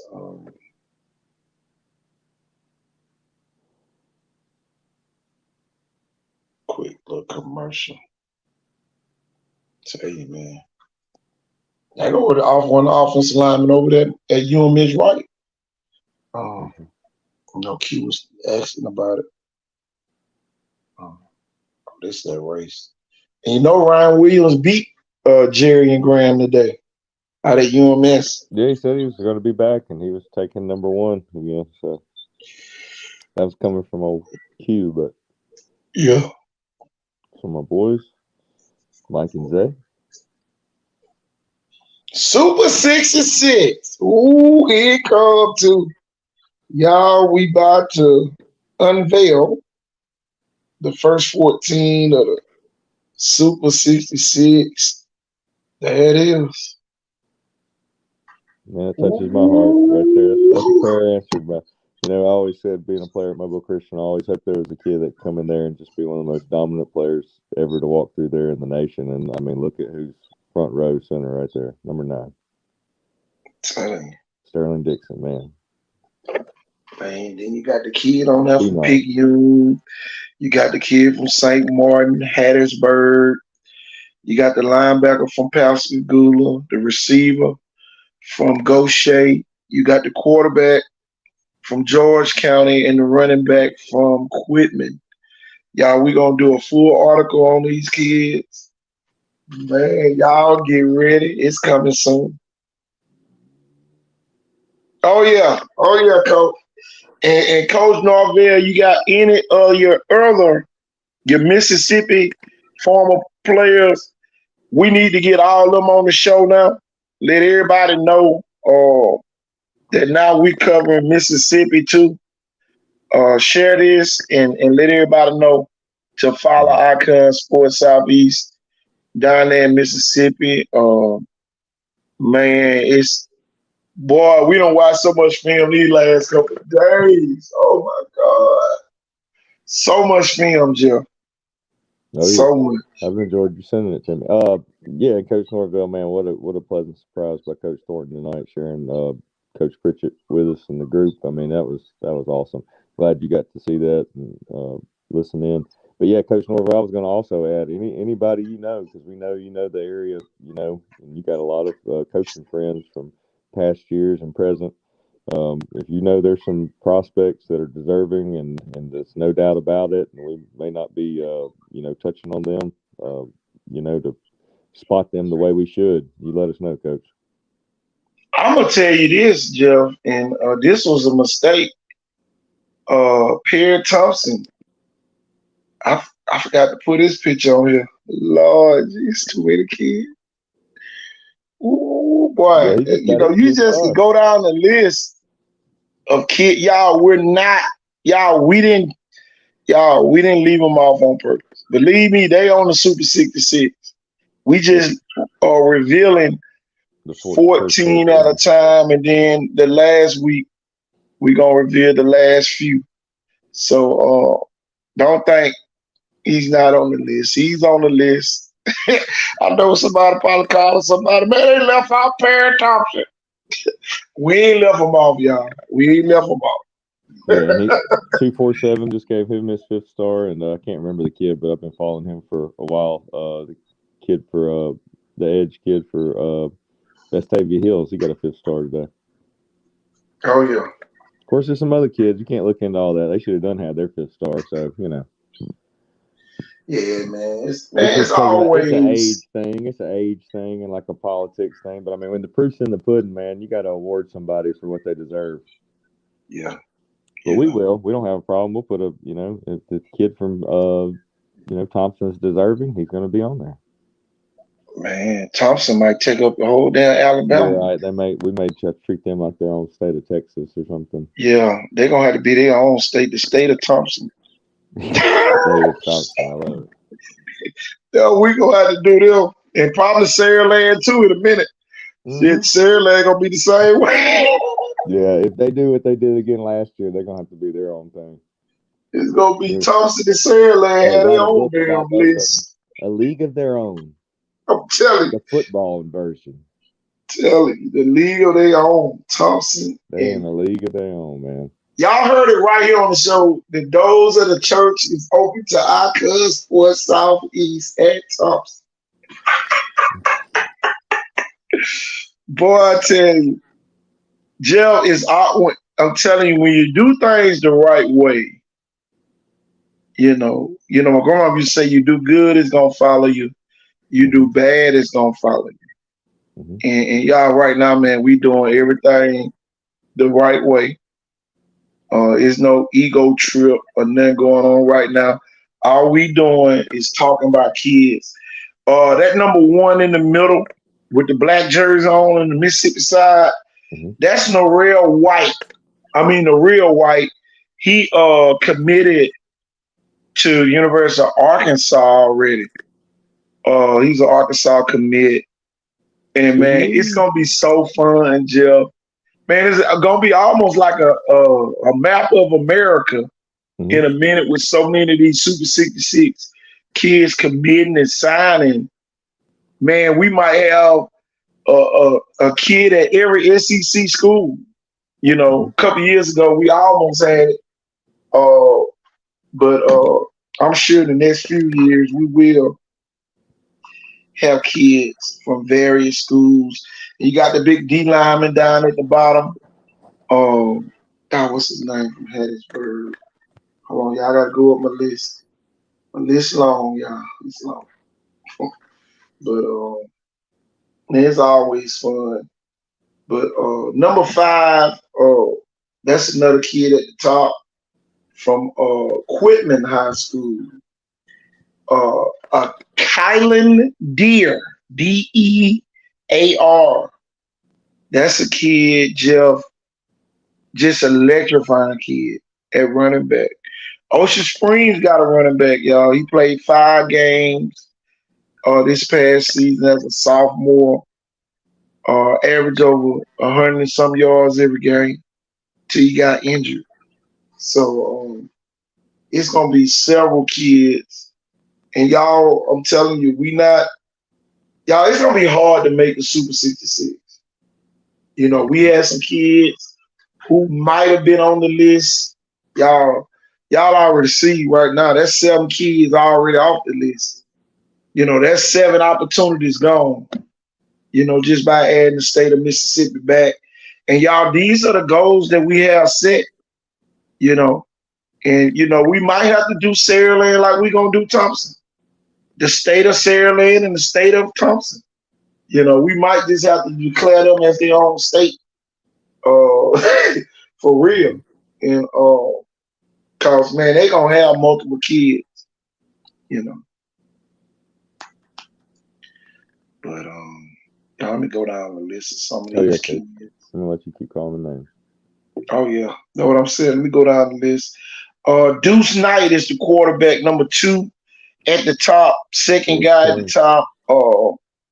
Deuce Knight is at George County over Mississippi. 6'4" quarterback. I call him a 6'4" version of Michael Vick, y'all. I'm telling you, he is just electrifying. Elect- He can throw the ball, he can run the ball. Just a great kid. Uh, the kid right by the Mississippi sign with the red helmet on, that is Jeffrey Rush, one of the top linemen in the country over at Pascagoula High School. Um, then you got Jamonte Waller, number 11 in the white jersey, right behind Sterling Dixon. That's him. 5-star, according to 247 Sports. Picayune. He might be the best player in our region overall. He might be. But he's definitely one of them. Mm-hmm. Look, we ain't gonna say he is, but y'all, we gonna say he might be. We'll definitely check him out. Yeah, y'all, we don't do the number rankings anyway, so at the end of the day, you get to go check them out for yourself. Yeah. But man, I'm telling you, I'm just too excited about these kids, and that's just a few of them that we naming. You're gonna have to get the rest of them in the article. The article will be coming out soon for the first 14. Well, we're gonna say first 15. No, Perry Thompson got to be in there. You're 5-star as well. I was like, somebody missing Perry Thompson from over there. You got Derek Butler from Davidson. He made this first round. Sterling Dixon made the first round. Cameron Bobby Pruitt made it. Alvin Henderson, Ryan Williams. And you see KJ Lacey up there at the top right corner with his state championship hat on. Mm-hmm. Look, I had to use that picture. I'm missing a kid from Hattiesburg. Let me get his name. We're going to get it right. We are definitely going to get it right here at Icon Sports Southeast. We already knew he had Oklahoma. What about that KJ Lacey offer that popped up? Was it yesterday? Notre Dame? Notre Dame, but Texas Longhorns. Oh, man. Kevin Otis, that's his name, 6'3", 270-pound defensive tackle and offensive tackle as well for Hattiesburg High School, number 50, Kevin Otis. He got offers from everybody. You name it, he got it. Y'all, matter of fact, I'm going to read Great off his coaching list of staff offers. over there, too, in facilities, the whole school. Hattiesburg Man, school. It is crazy. Y'all, it be too crazy, Jeff. Ever since we added Mississippi, it's just been crazy for us because these kids are new to us, if it makes sense. Mm-hmm. Oh man. I'm gonna read out Kevin Otis offers: Alabama, Arkansas, Auburn, Florida State, Michigan, Mississippi State, Ole Miss, Texas, and Texas A&M. That's just the ones I want to read off. There's plenty more after that. But boy, it is crazy, Jeff. It is too crazy. I'm gonna go back and pull up Deuce. Too awesome. I'm gonna pull up his offers. Oh my God, man, Deuce is the Deuce Knight. He the real deal, yeah. He is the real deal. Yeah, I'm sure. I know he just picked up a Notre Dame offer too. Mm-hmm. Yeah, I know, man. It's almost like, man, we got multiple quarterbacks around the Gulf Coast area competing for some of the same offers. I mean, they all offer to some of the same schools, so it's kind of like, man, you're gonna have some decisions to make. Find out where somebody's going. Y'all, Deuce Knight, number 2 at the top in maroon, has offers from Auburn, Indiana, Memphis. Hold on, y'all. Hold on, I ain't got my bad. Memphis, Mississippi State, Notre Dame, Ole Miss, Tennessee, Texas A&M, Tulsa, UCF, Washington, and Oregon. Two Man.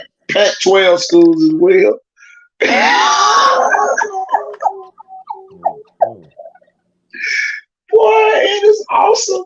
Boy, it is great to be here from the Icon Sport Southeast region right now. It's so great. It's so great to be in our region, Jeff. I swear it is. This is gonna be Ah, if people thought last year was fun, just wait till this year. man, it's against the law, y'all, in all 50 states. It is against the law.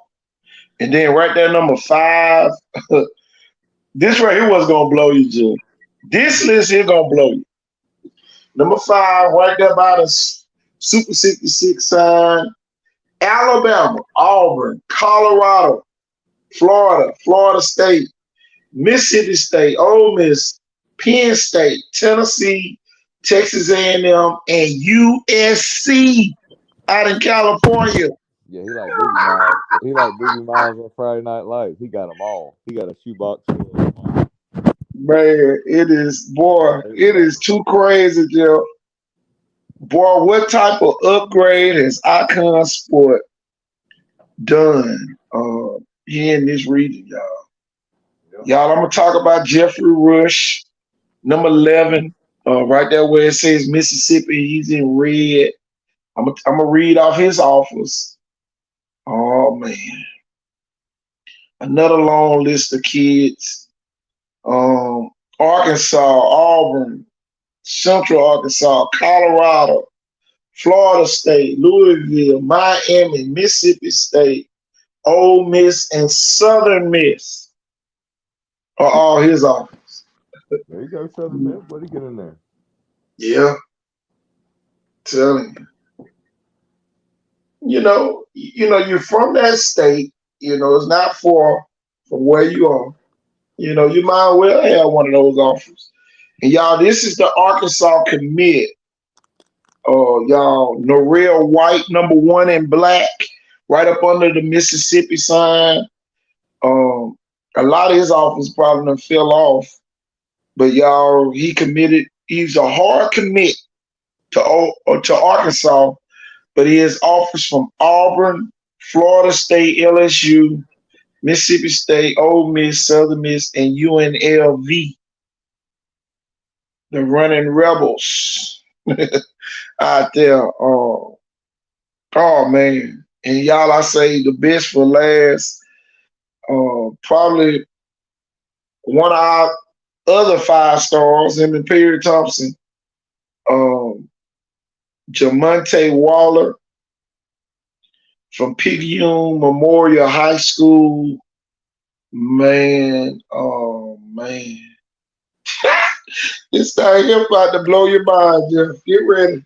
Okay. This kid has Florida, Alabama, Georgia, Ole Miss, Penn State, Arkansas, Auburn, Liberty, Louisiana Raging Cajuns, LSU, Memphis, Mississippi State, Missouri, Oregon, South Alabama, South Carolina, Southern Miss, Tennessee, Texas A&M, Tulane, UNLV, and Florida A&M. He about got them all too. Oh my God, Just boy! I tell pick, you, choice is yours. World's your oyster. man. And I'm gonna read out Perry Thompson off. Even though he committed early, I'm gonna go back and read off some of his offers because the recruitment process don't end until you stop it. Till you sign. Mhm. You're a hard Alabama commit. Lord, let me go down his list. He got Alabama A&M, Auburn, Austin Peay, Georgia Southern, Georgia State, Georgia Tech, Miami, Tennessee, Troy, UAB, Alabama State, Arizona State, Clemson, Coastal Carolina, Florida, Florida State, Georgia, South Alabama, South Carolina, Southern Miss, Tennessee, Tulane, and USC. And Uh-oh, he's here we another go. 5-star kid. USC Trojans. Lincoln Riley. Full 5-star too, coach. Mm. God, we got 2 5-stars. Did Sterling Dixon pick up his 5th star? Let me check. I I'm know about the to kid check. from Gustavius Hills did, and I'm about to check, Jeff. We gonna know if in he about did, five, it's 4, kind of 3. Nope. He's still a 4-star. yeah. But I mean, that's kind of like saying Ryan and KJ are just Exactly. like that. Why don't they have a 5th star? So I don't go with the whole star thing on the 5th star. Here we go. Y'all, we're gonna talk about Sterling Dixon. He's committed to Alabama, Arkansas, Auburn, Austin P, Coastal Carolina, Florida A&M, Florida State, Georgia, Kentucky, Louisville, LSU, Maryland, Michigan, Michigan State, Minnesota, Mississippi State, Notre Dame, Oklahoma, Ole Miss, Oregon, Penn State, South Alabama, South Carolina, Tennessee, Texas A&M, Texas Tech, UAB, UCF, USC, Vanderbilt, and Alabama. Well, hold on. Y'all, he got every SEC school. Amazing. Sterling Dixon has an offer from every SEC school, Jeff. Hmm. I don't doubt it. That is crazy. He's That's definitely been phenomenal. one of my favorite players to watch ever since he was, able to play varsity football. I mean, it's been a show. Let's look at Bobby Pruitt, Cameron Bobby Pruitt. I know some people have been looking up Bobby Pruitt and can't find him. It's Cameron Pruitt. That's his real name. Cameron Pruitt. They got him listed as a safety. Safety prospect. 23 offers. Alabama, Arkansas, Florida, LSU, Maryland, Miami, Michigan State, Mississippi State, Missouri, Notre Dame, Ole Miss, Penn State, Purdue, Tennessee, Texas A&M, Vanderbilt, Arkansas State, Arkansas Pine Bluff, Coastal Carolina, Eastern Kentucky, Florida Atlantic, Georgia State, and UAB. He has no South Alabama offer. That's ridiculous. Maybe they just thought they couldn't even compete. Yeah. How you gonna ever win a big time championship? Who we got next? Michael Dubose? No, Derek Butler. Let's start with Derek Butler. Okay. That's one of the hottest kids, y'all. Derek Butler is the hottest kid in our region right now. Yeah, it's been a long time since we kind of had like that every down, big back type kid. Tell you. Auburn, South Carolina, Coastal Carolina, South Alabama, Ole Miss. Ole Miss. Hold on. I don't see his profile. I'm just reading off the top of my head. Here we go. There. Mississippi State offer. Let me find this kid. Yeah, he done came so much out of what. Yeah, they can't even keep up with him. Yeah, that Ole Miss was huge. Oh, yeah. They were Here we go. Brand new behind him. profile. He has Jacksonville State offer, Liberty, Marshall, Mississippi State, Ole Miss, Troy, UAB. Yeah, that's a kid that came out of nowhere. Who we got next? Michael Dubose. Let's go down his profile. The man child. Tell him.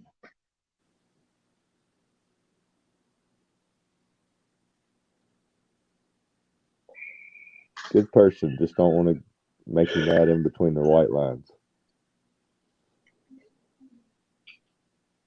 A Georgia commit is Alabama, Arkansas State, Auburn, Austin P, Florida A&M, Florida Atlantic, Florida State, Georgia Tech, LSU, Maryland, Michigan, Middle Tennessee, Mississippi State, Missouri, Ole Miss, Penn State, Tennessee, Texas A&M, and Troy.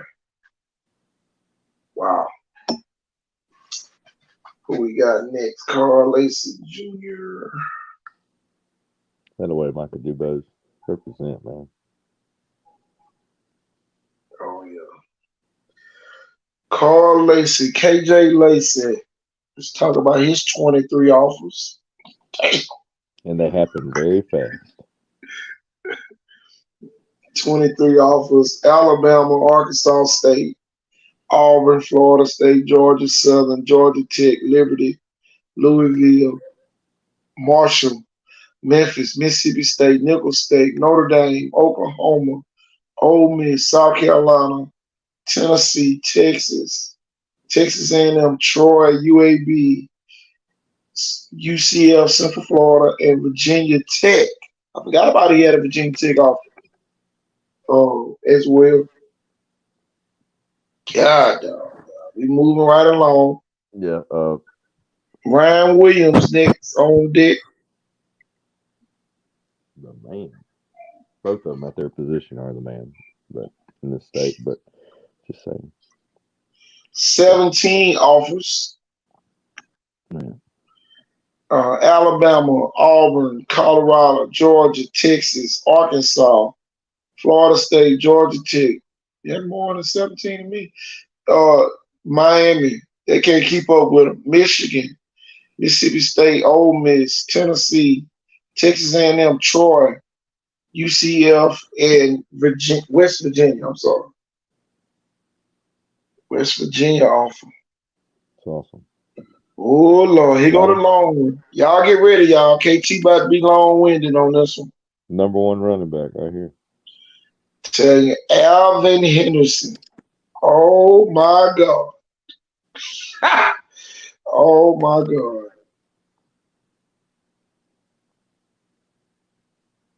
Man, he's crazy. I'm about to be reading for a couple minutes, y'all. Please don't leave the show.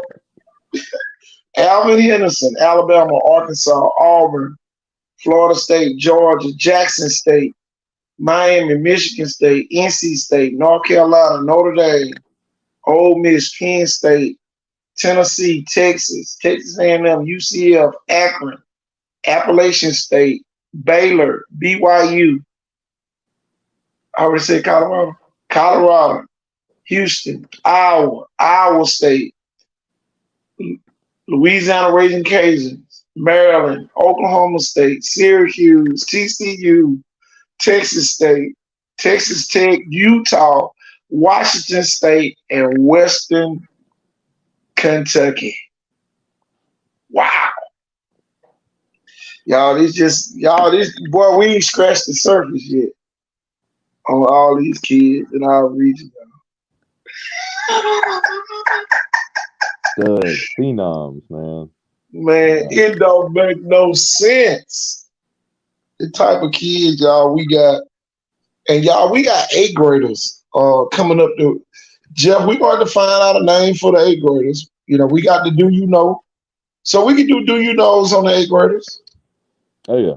You know, I'd even enjoy covering the middle school world, and some of my old coaching friends who still stayed at some of these schools all these years and turning boys to men, getting them ready for high school. Somebody's got to do it. Telling you. Especially the ones that came to the showcase. And then, you know, I was thinking about what the lady said. Y'all don't talk about nobody unless they come to the showcase. Well, you lied. They go to the other rumor y'all started. Yeah, that was just that was just a rumor. That was a low IQ comment. Sorry, but it's just the truth. I mean, we tout kids that are deserving, and we just don't stay on a lot of people. You know, we're not just going to keep talking about the same people. Yeah, we didn't even keep talking about the kids from the showcase. You know, it was Exactly. We moved on and brought up new kids. So Exactly. now And it's just two that's the kids. deal. Hmm. But here go the thing, Jeff. We can talk about whoever we want to talk about. Yeah, it's just gaining At exposure any for that player. time. Yeah, it's just gaining exposure for that player. And That's it. And if you mad that we calling out a kid that came to one of our showcases, something is really wrong with you. well, we're not calling them out if they came to the showcase. I mean, we're going to mention what the kids did and thank you for coming. But I mean, there were some kids that we put out there a little bit highly, maybe even some younger kids that some people weren't expecting. Yeah. I mean, we got several kids from that Saraland eighth grade class that came, and buddy, they were pound for pound. They're right up there with some high school Man, players. forget that. We're gonna name them Cyberg, BJ McLaughlin, Hmm. uh Carter Davis. That's just three off the top of my head. Who else you got from Saraland? Them just three off the top of my head. Yeah, right now there's going to be more kids. I don't want to It's go gonna ahead be and more kids. I don't want to go ahead and give anybody too much locker room material until they Here go play a the couple of games. here go the crazy part about even this Honestly, list, y'all.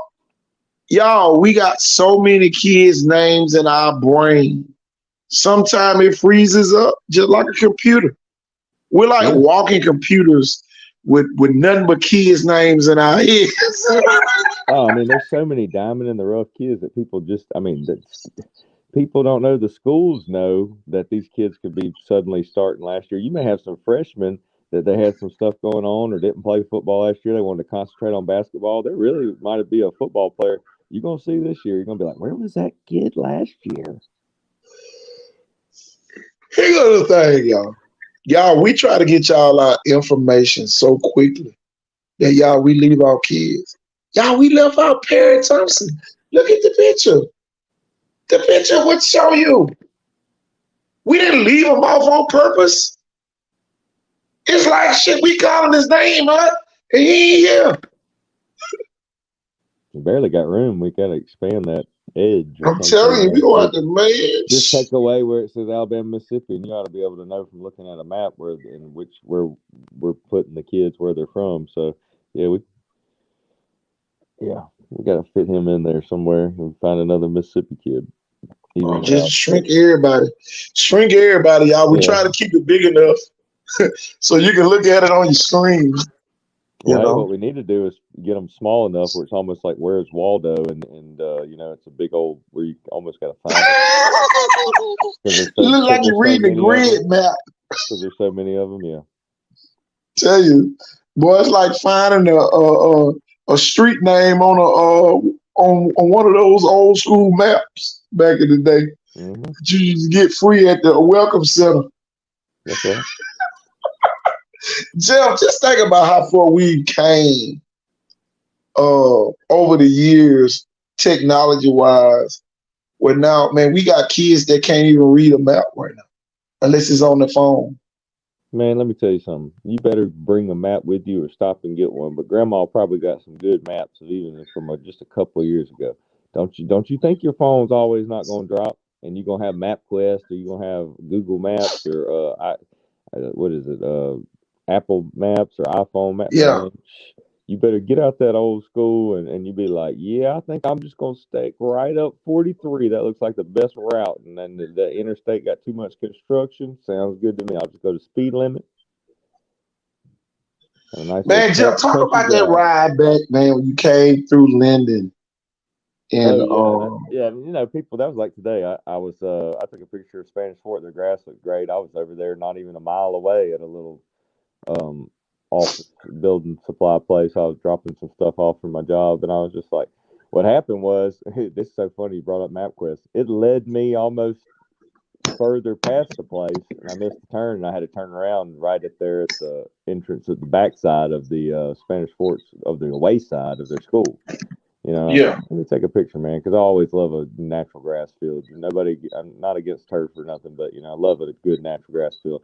And their stadium, it's got a high pitch, especially on that home side, with a lot of like booster club seats, quarterback club seats, and a lot of tradition there. So, the Spanish Fort's gonna be back this year, everybody. So they got some diamonds in the rough y'all ain't seen or heard about that much yet. But I'm telling you, they're gonna Oh They're gonna shoot! be What you heavy. think about Diamonds in a row? Gabe Myers, Yeah, MVP.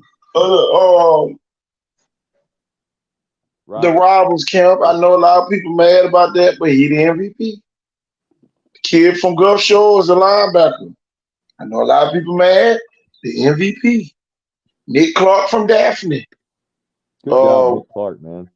I'm Good telling you, what's the job. lineman name? The Stanton kid. Daphne's gonna have a From good people this Daphne. year, man. Daphne's gonna have a good season. I expect them to be good this year. Exactly. By And upset, I then, just mean win games that maybe they didn't even think some y'all, people this is could what pick we them got to for. get away from. We got to get away from, oh, they didn't have no. Let the kids have the shine. In due time, you will reap. You gonna reap. You don't have to talk down on one kid's success to build up another kid. Right. In Hey, due time, you will reap. If you faint not, that means if you don't give up, you gonna reap. But some people think, oh man, he shouldn't have won it. He won it. Embrace it. Use man, it as motivation if you thought you should have won. show up and show out. Exactly. Be Um, prepared.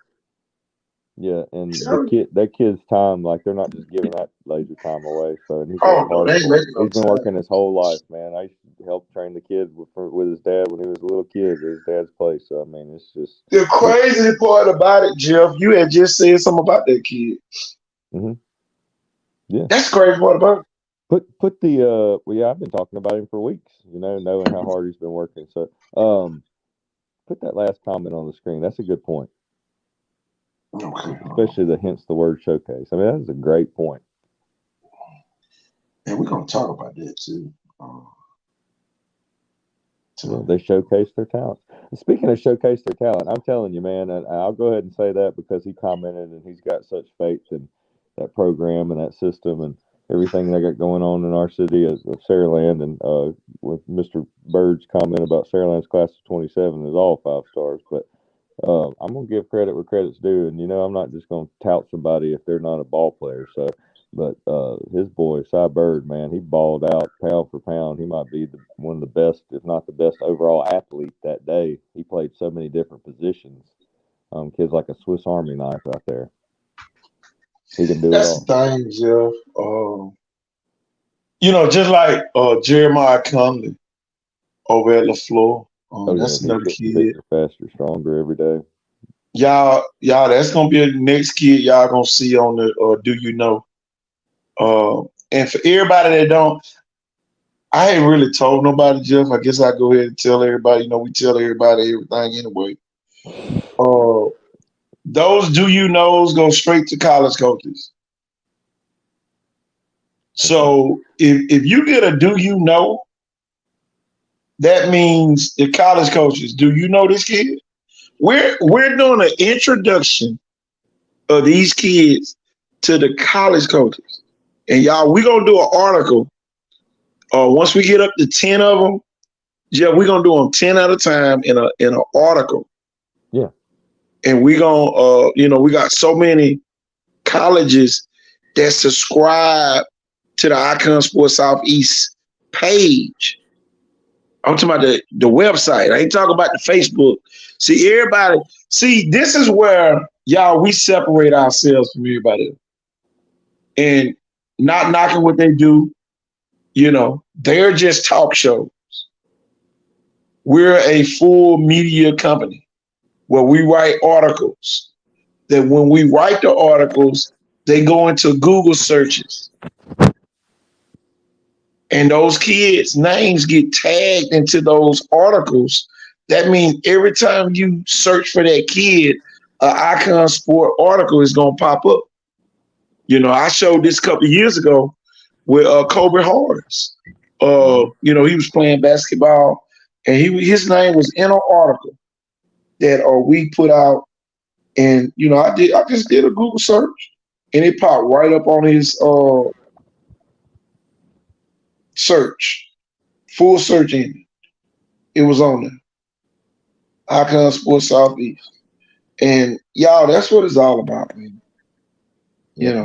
A lot of people don't even know about my. Well, you might know from some of the articles I've written in the past. Not bragging, but one of the only good things, I can't play an instrument. I can play sports and write articles, but been a writer probably really since third grade. But not guy that we had on the show a couple of maybe 2-3 weeks ago, Coach Scott Seeley from Feltram Sports, and he's coached at several smaller colleges, D2 and whatnot, but he used to be a writer for spreadoffense.com and an editor. So, he's pretty much proofread my articles. About to say copyright, but. Oh, yeah. But, at the end of the day, man, everybody has a gift in certain categories. But y'all, when you talk about me and Jeff, man, it just goes on and on. People might have to ask us, what are you today? Are you a trainer today? Are you just a coach? Are you just Icon Sports Southeast? Are you a writer? Or are you an evaluator today? Or, what are you today? And, that kind of leads to, some of the jealousy, y'all, that comes with the territory. Everybody don't have the same gifts that we have. They're limited in certain areas. Some of them might write all lowercase in their articles. I might just help somebody. They might think it's okay to write lowercase in an article.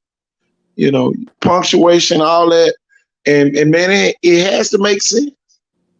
And y'all, it comes with an expertise that very few people have. You got to format it, and all that good stuff, and you got to edit it, you got to spell check it, and it has to make sense. It needs to be proofread by two known editing, I guess you'd say, qualified people. Qualified. Well, the best part about our website, it don't get published until a spell check happens. Very few times you might have a misspelled word or two because, a different word, the synonym of that word or whatever.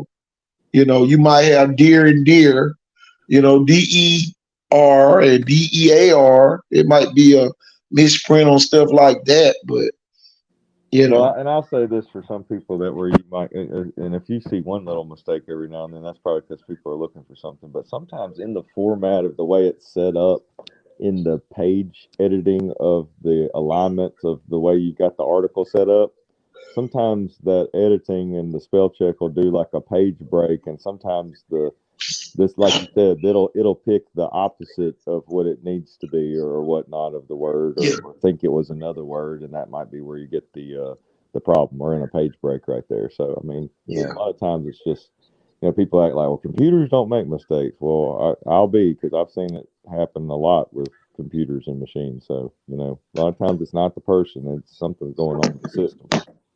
And I'm not saying that about us. I'm just saying that this happens at people's jobs on computers and, things. The computer's not always, working right or whatnot in their system. So I won't go on. And then Jeff, another thing too.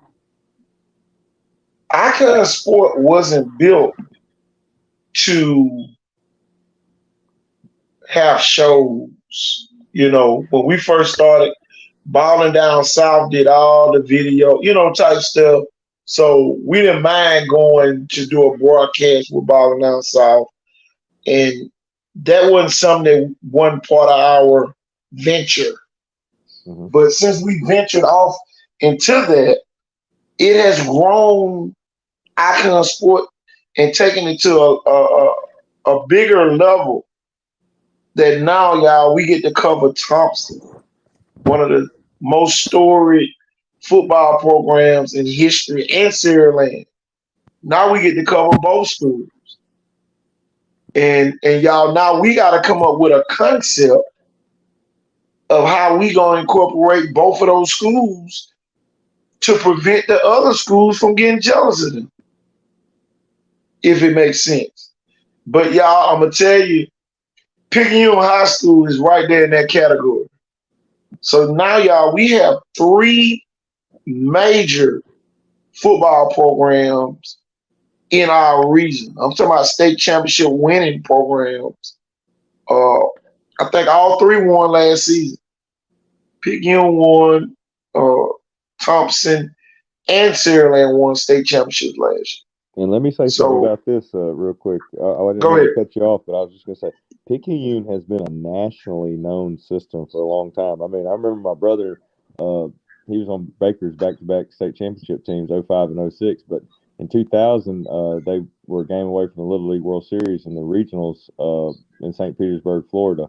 And some of their best friends that they bunked and everything with and hung out with was they didn't even have to play each other. I think they lost to the same team, but team from Bel Air, Texas. But everybody there, all those kids had heard about Picayune football. Even the kids out in Houston, Bel Air, that had great football programs.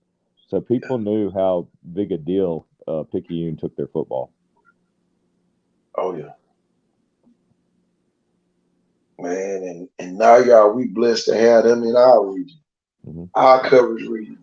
I think one of the kids' dads was the football coach, and he was having to let his assistant run things, thinking they might go to the Little League World Series, and then the team doctor and also like a physical therapist in the local area, he was the team doctor, and he was there, so. Just cool stuff like that, man. You know how big a deal it is, these people. And, when you're on a nationwide scale and you say the word Viger or Picayune, and now, Thompson and Saraland nowadays, that's big time. Yeah. And I'm sure Hoover going to be trying to get us to cover them as well. Oh, yeah, and they're still great. Yeah. But how big is it having somebody that actually works there? Being able to get the insight firsthand. Y'all, these are the type of relationships that we have here at Icon Sport. You don't have these in casual relationships. That means casual relationships, people want something from you. In a professional relationship, it's like even Steven. We can give them something, they can give us something. And those are the type of relationships, y'all, the only relationships we want right here. Yeah, we might know that person, but it's still a professional relationship when we're talking about a collective group of people. For us, the teams, now we talk about where we want to go eat at, that's something different. Right. That's a whole nother world. Yeah, me and you might not want to be eating healthy with the football team that night. Tell you. I'm trying to find some of these other pictures. Man, I love that. Look at Roderick Moore. Now put that comment on the screen.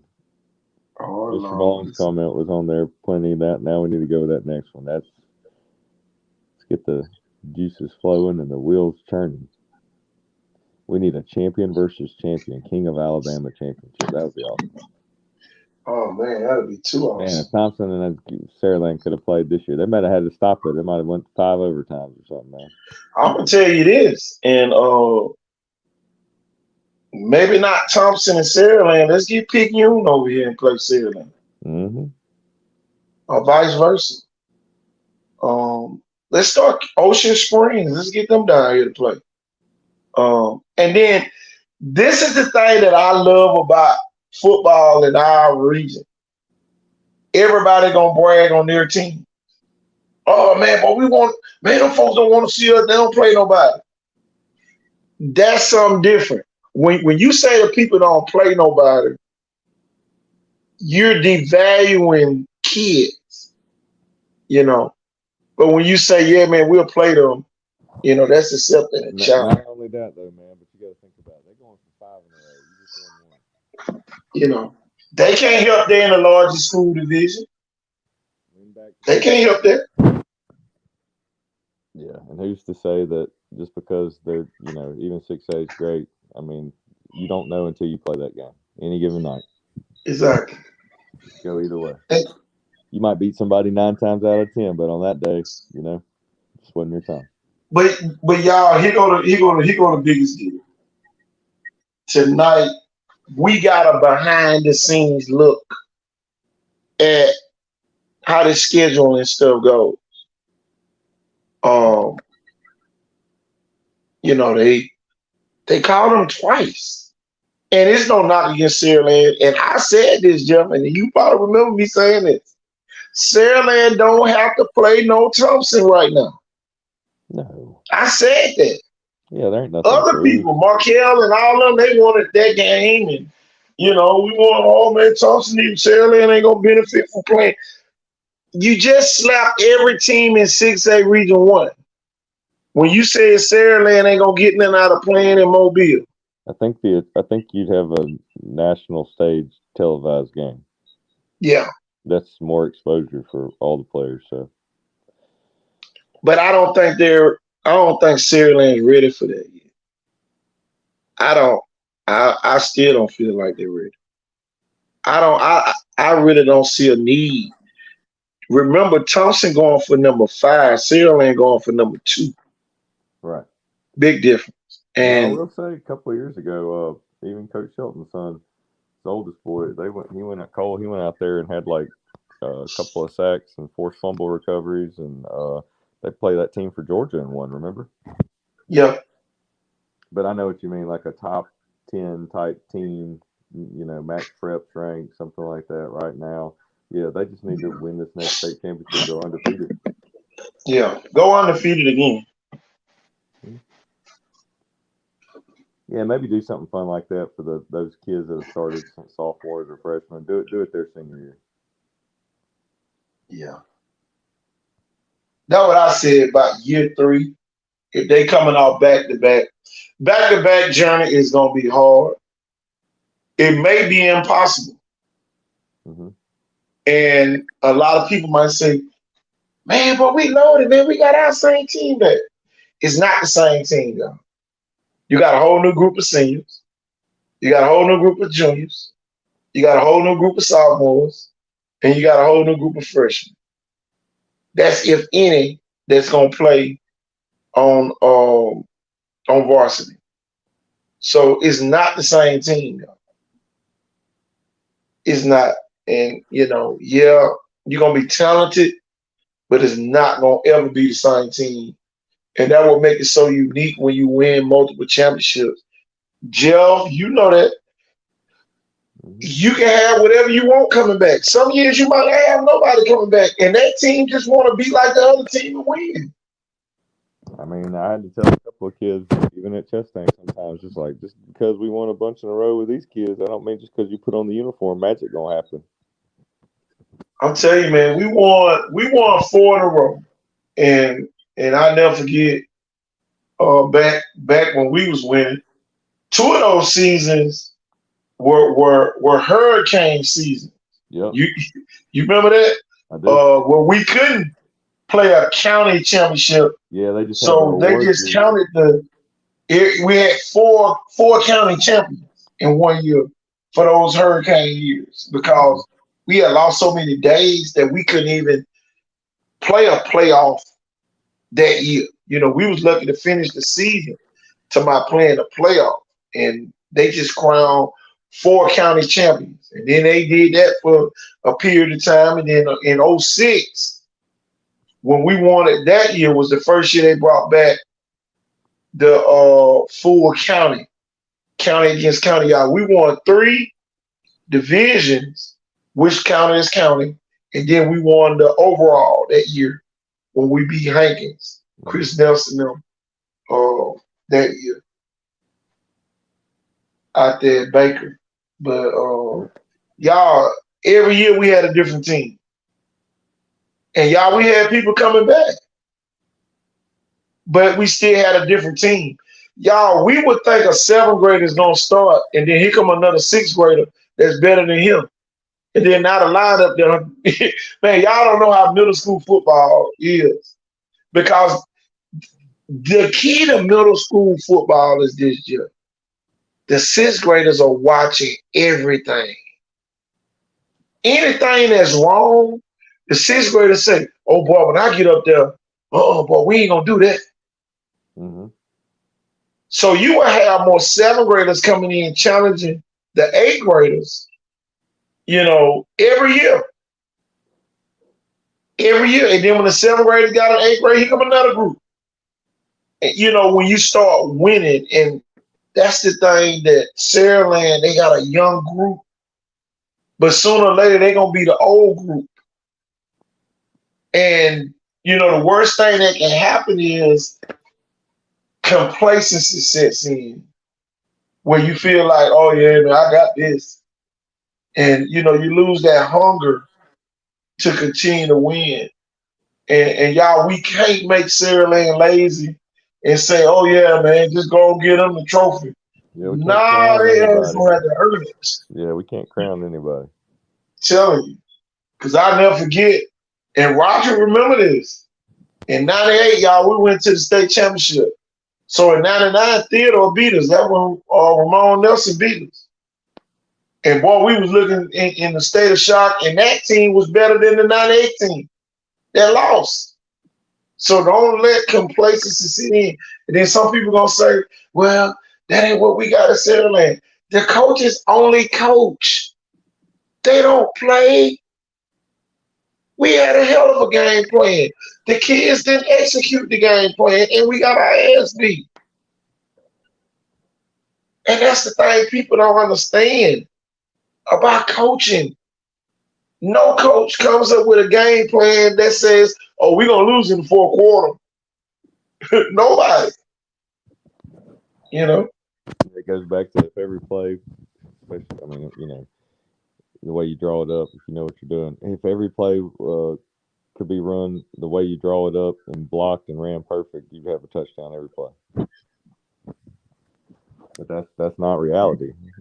Yeah. That's why football is not a one-man sport. It's an 11-man, on both sides of the ball. Usually got 22 guys. So, 11 men on the field at the same time. They're going to have to find a way to be a unit, a well-oiled machine. It's not about one person. Cannot have a lot of wasted time where you sitting there talking about,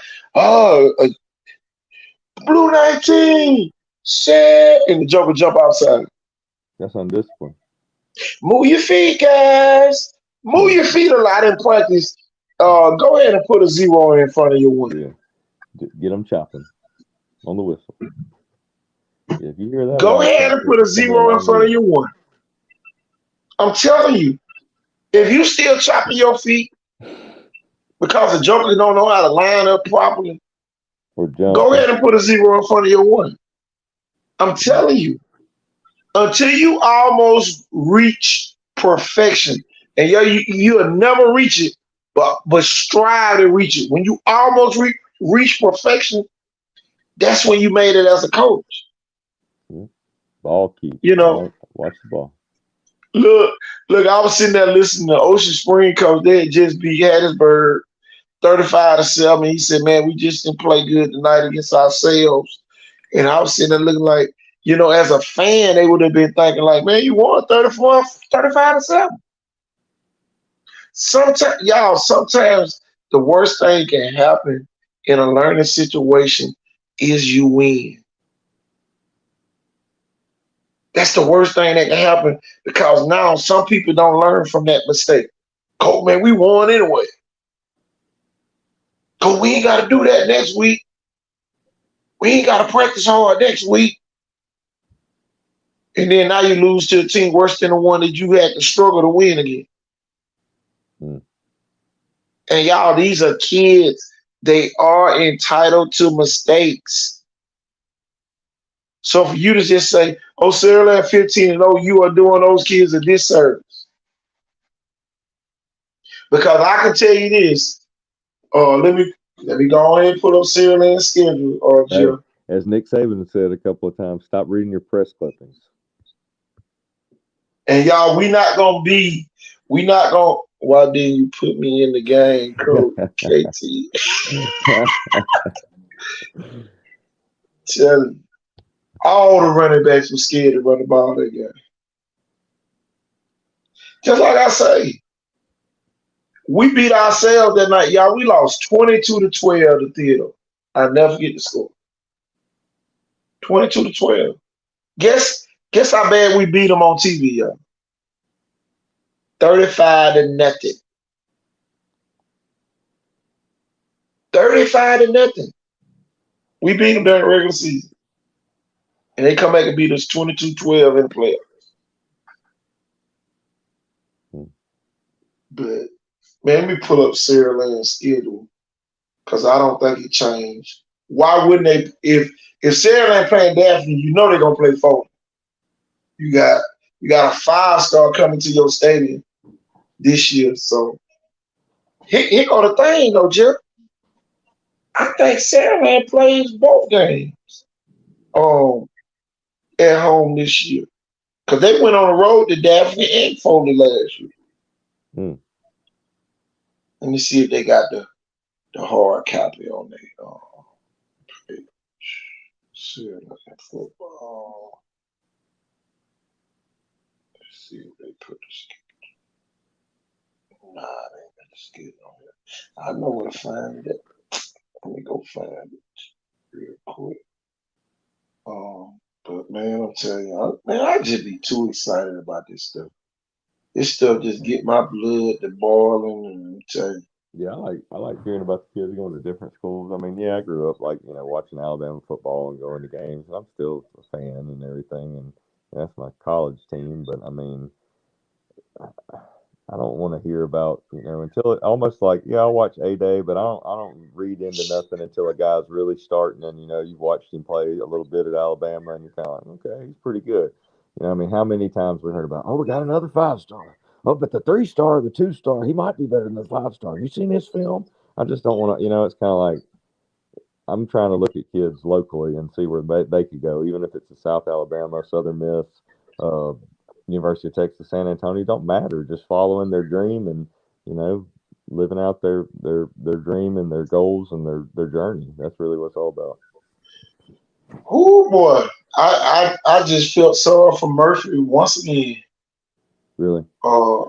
Sarah Land plays Daphne first at home. Then they go to Last Stadium and play Murphy. Then St. Paul's comes to Sarah Land, and Sarah Land gonna make a big trip to Spanish Fort. Oh boy! Showdown at the Fort. And then they host Robertsdale. They host Foley. And they got to go up Lot Road. Go ahead and circle that game. That's going to be a big game. Big one. A lot of people ain't going to believe it. Don't be surprised if both teams undefeated in that game. Don't be surprised. Don't be surprised. It would not shock me if both teams undefeated. All right. Then they play Baldwin County at home and Theodore at home, back to back. And then they end the season at McGill, at the Lip. So that's Sarah Land regular season schedule.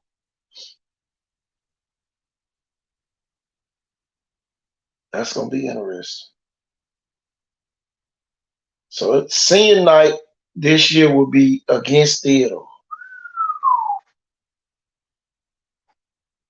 Ooh, that's a tough senior night. Better bring it that night.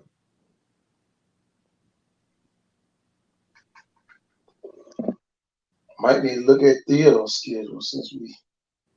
Yeah.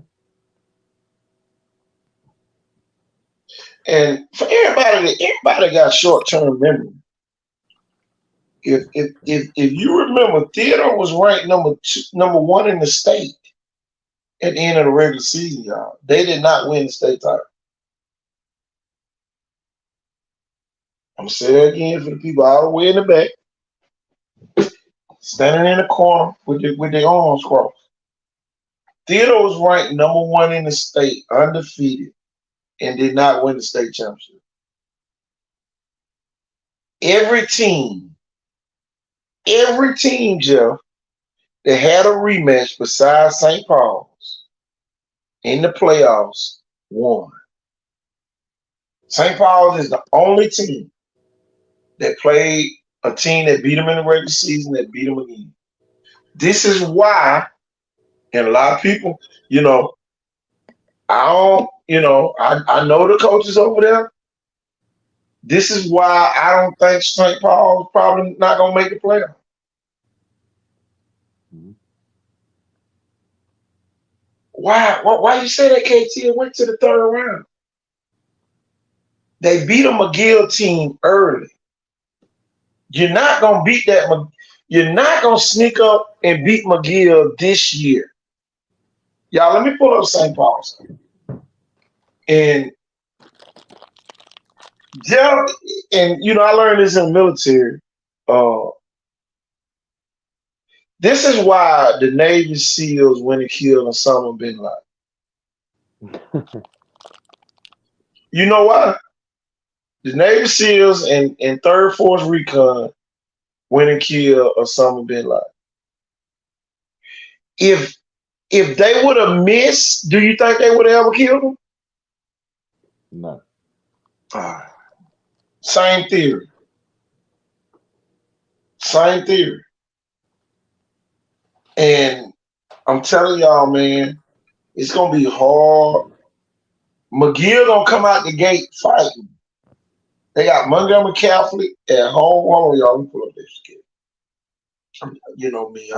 I just got that. Me and you got that photographic memory, Jeff. We can remember stuff from 20 years ago, just like it just happened. But here it is. They got Montgomery Catholic at home. Hold on. See, that's what happened. They playing Montgomery Catholic. It threw off everything. They played Montgomery Catholic, then they played St. Paul.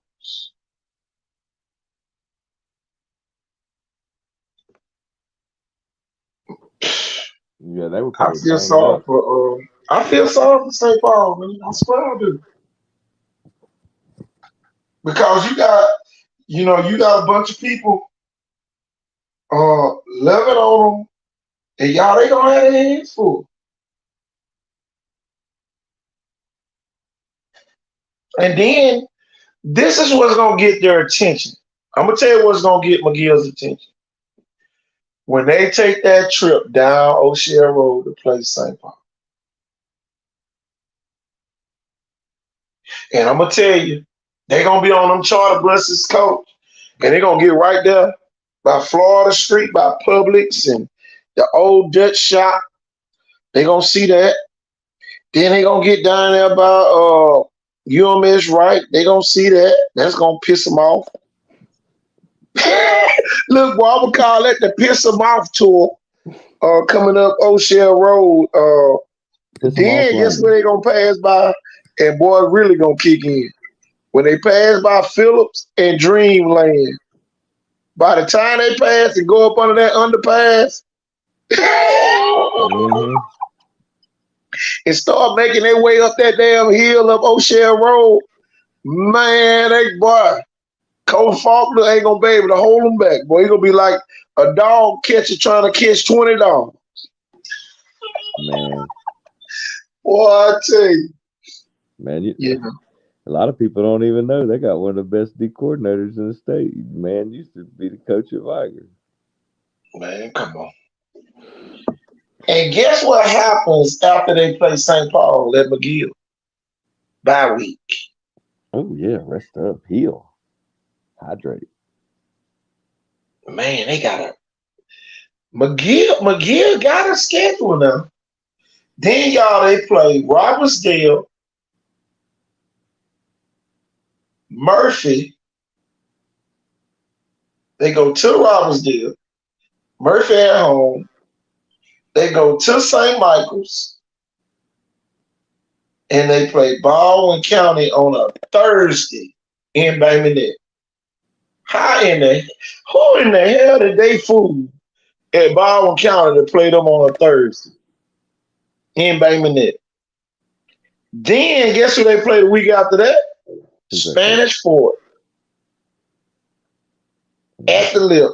That's a tough one to end on, but at least you got them at home. Exactly. But really, they may have one of the better schedules. And then they go to Theodore and they play Blunt on home court. Boy, oh, never mind. Yeah, them last 3 games are hell. Ugh. Oh shit, they ain't gonna make it. Nah, bro, you ain't. Them last 3 games, you about to get popped. Last 4 games. Set past St. Paul's early, but that last 3 games, you're gonna be banged up. Yeah, you play Spanish Fort, Theodore, Blunt. You gonna play all the playoff teams up by what's saying. Man, that's like having to fight 3 fights in a row in different weight classes. You got Mike Tyson, you had to fight Roy Jones Jr. and like Bernard Hopkins or something. Oh, and then you gotta fight Floyd Mayweather the last week when you play Saturday. Oh God, the worst 4 game, last 4. Oh my gosh. It's bad. Man, it's kind of mind games for those kids. They were giving them hope with some of that middle schedule. You know, that kind of the 30% to the 70% of the schedule, and then it's just kind of like, okay, guys. Yeah. Guess who they play on senior night? Who's that? Saturday. Oh, you gonna regret that. You play Blunt for homecoming a week before, and then you play Saturday. Man, they should have been trying to. They got to go to Robertsdale. No, I'm asking because you shouldn't have scheduled. Yeah. Okay, I was gonna say you needed some weaker opponents and games for. Damn, McGill. Somebody did say McGill was going to piss those kids off from those schools. They're going to piss them off. That's bulletin board material for you. They'd be like, "We the who? Homecoming." Damn. Blunt homecoming. Blunt is homecoming. Oh man, that might as well be a fight. Them kids they're gonna be on their A game that night, man. I'm telling you, you better have your head on a swivel. The band for Blunt gonna play so much that night. They gonna be glad they didn't play. Hey, homecoming, you don't go on the field. They're probably t-shirts. Big Blunt. Don't. Okay. They're gonna be tired of hearing that all night. Oh man. I can tell you this, Blunt gonna score some points this year. I'm gonna go out on a limb. We go out on a limb on everybody else. Going out on a limb, Blunt gonna score a lot of points this year. I don't think people understand how much after this weight room rebirth with the new coaching staff, Blunt's defense is going to be pretty good. Yeah. They got some kids going to end up being talked about after a couple of games this year.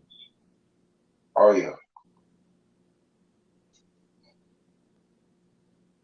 Man, it's fun. So exciting for our region. This is the funnest time to be alive and to be a fan or a coach or a teacher of the game or a fan of the game. I mean, like you any Friday night, you could drive from here to, doesn't matter, a little 1A school, and you're going to see great football. Pound for pound 1A, but it doesn't even matter. With maybe the best running back in the nation right there at Elba, Alvin Henderson. Well, the offers show that. It ain't no debate. Yeah, and y'all, this is the thing. We're gonna go ahead and put a disclaimer out there now. If your kid don't make the Super 6, don't be texting us. If you don't text AL.com, when they come out with these Alabama Sports Writers Association polls and all that, if you're not texting them, because I'm going to call them and ask them. Did this parent text y'all when their kid didn't? Come on now. It's not personal. Right. And I don't know who done made it personal. Me and Jeff went through this a couple weeks ago. Parents texting us about what we said on live and all that. Y'all, if it ain't on a professional level, and don't tag me in no posts Uh, you know, and just think that, my thing, I get no apology. That's number one I didn't get. And it was a total misunderstanding, but it was meant to be a misunderstanding. So you done showed your hand. Is nothing I can say to you. It ain't nothing I can say to you, you know, because number one, it was totally uncalled for.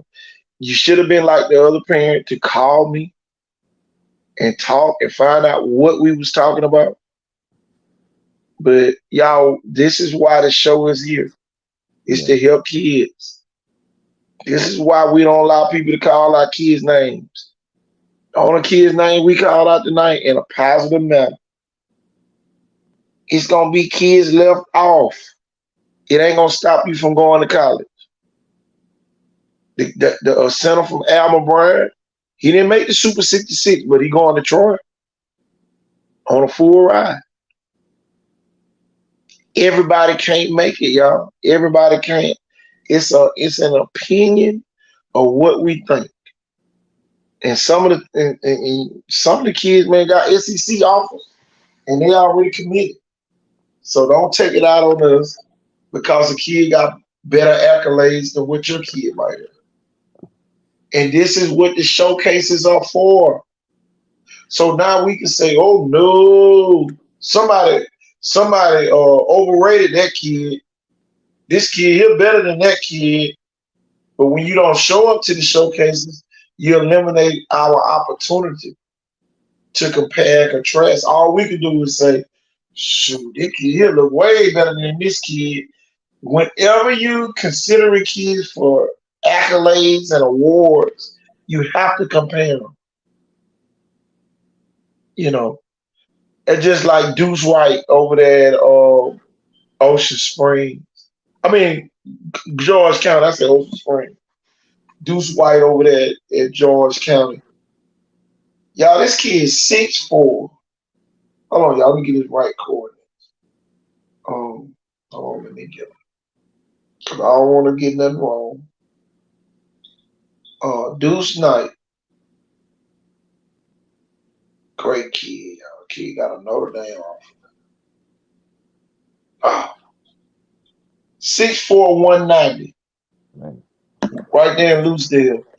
And if you ever went toward Hattiesburg, you passed right by. It's in Loosedale. You didn't actually go into the city of Loosedale, but you was on the outskirts, That's right. right across the Mississippi line, George County, Mississippi.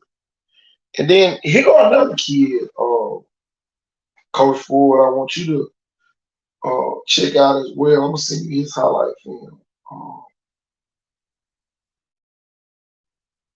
And Kobe King. Matter of fact, I'm gonna go ahead and send you his highlight film right Okay. now because y'all, we here to promote kids. We ain't here to tell you kid down, but we not gonna put them in front of kids that we know a little bit better. That makes sense. You know, you know, and you want that type of constructive criticism. You want that. That should be wanted, accepted, all of the above, whatever. But man, this kid is awesome, awesome quarterback down there. I'm seeing this highlight soon as it pulls up. I was already wrote.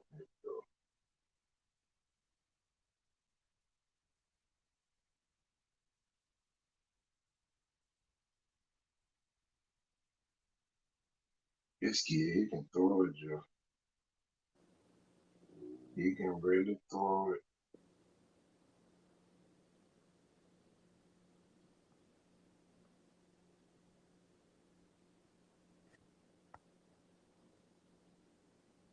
And, that's what it's all about, though, man. You know, we not we're not trying to tear kids down or anything. do the rating or ranking thing too much, or too much comparison to another kid, or Yeah. who's better. I'm gonna try to stay away from that. Kind of like even Super 66, even though we could probably. I mean, like if you just make it, it's really no particular order. It's just that's Super 66. Yeah. Should be an honor to just be on there. Oh, let me pull up. Hold on.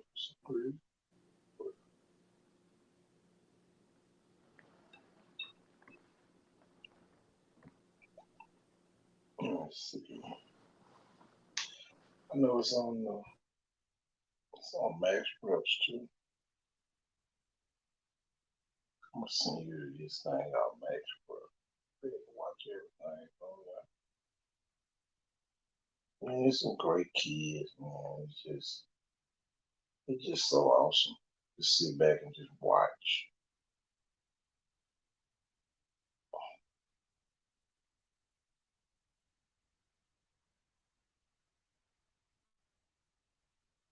And man, it ain't nothing like following some of them local newspapers. And those people, man, they really, man, they do the best that they can do, Mhm. to help the kids. I will say that. But that's where we come in. Jermaine Burnett just got an offer to South Carolina. That's another kid that should have been on that doggone. Another kid. Yeah, I remember when you kind of introduced us to watching his film and checking him out, and I was just like, whoa, blown away. Man, it's just so amazing, man. You just see here. Derek Butler went to Alabama today. I don't know. He Oh didn't get no wow. offer, but yeah, he went. I Yeah, don't see an offer maybe yet. you don't have one yet. Yeah. Landon Duckworth, Troy. That's a kid came to our showcase up in McIntosh last year. Oh yeah, Landon. I was going to mention about Landon. He was surprised that all the kids that were these diamond in the roughs that were going to play, at prep school or post grad, and it was kind of like we had guys running hand time high 4.3s. Oh, we got to And put this he on the he screen, got to Joe. throw to him. I mean, yeah, Landon's got that Arkansas offer. He's got a lot of big offers. No, we need to read that, Joe. Oh, that's the truth. Portal's still wide open. Offers aren't what they used to be. We're finding out a lot of current offers are portals or PWO, or partials or PWO. Our goal is a full ride, debt free. That's right. Yeah. I mean, it's like I've talked about several times, and some other guys on here. When you can go get a kid at like a junior college or post grad or something, and that they already look bigger, faster, stronger. I mean, the coaches want somebody that's already been in a college weightlifting, speed and agility program, nutrition program. Those kids have already had some kind of a structure foundation set up for at the college level, so they've had to compete at that level. Oh yeah.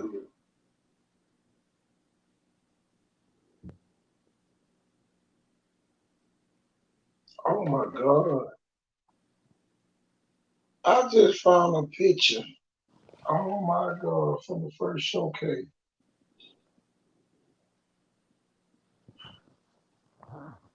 The Marion Duncan and Michael Dubose.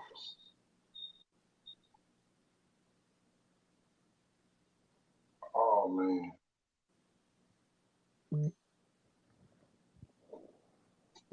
Hey Coach Ford, I like what you do with the kids.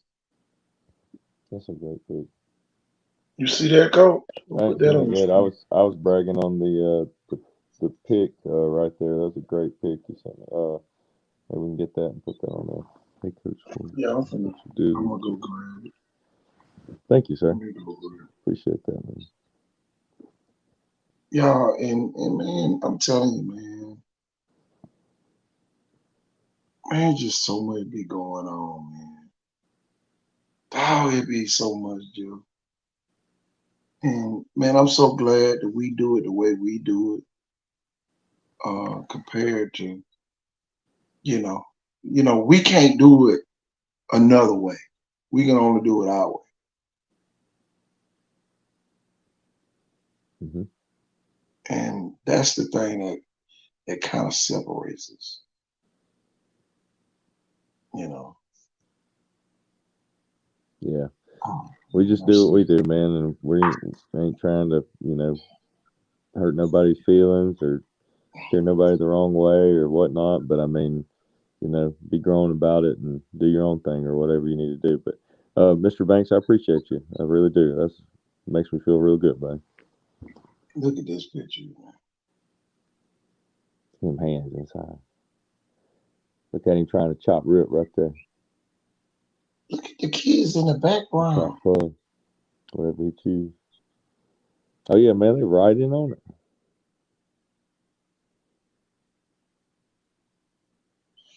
They're all Yeah, this locked picture in. here is speaking volumes to what we do. It's great. Uh, Great wide base.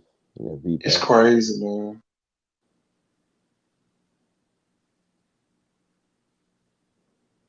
And you sit here and watch these type of pictures, on the screen, and a picture speaks 1,000 words. The two kids are engaging, and everybody on the sideline is locked in. And if you look at the kid, it's a kid behind the kid. He peeking over his shoulder so he can see.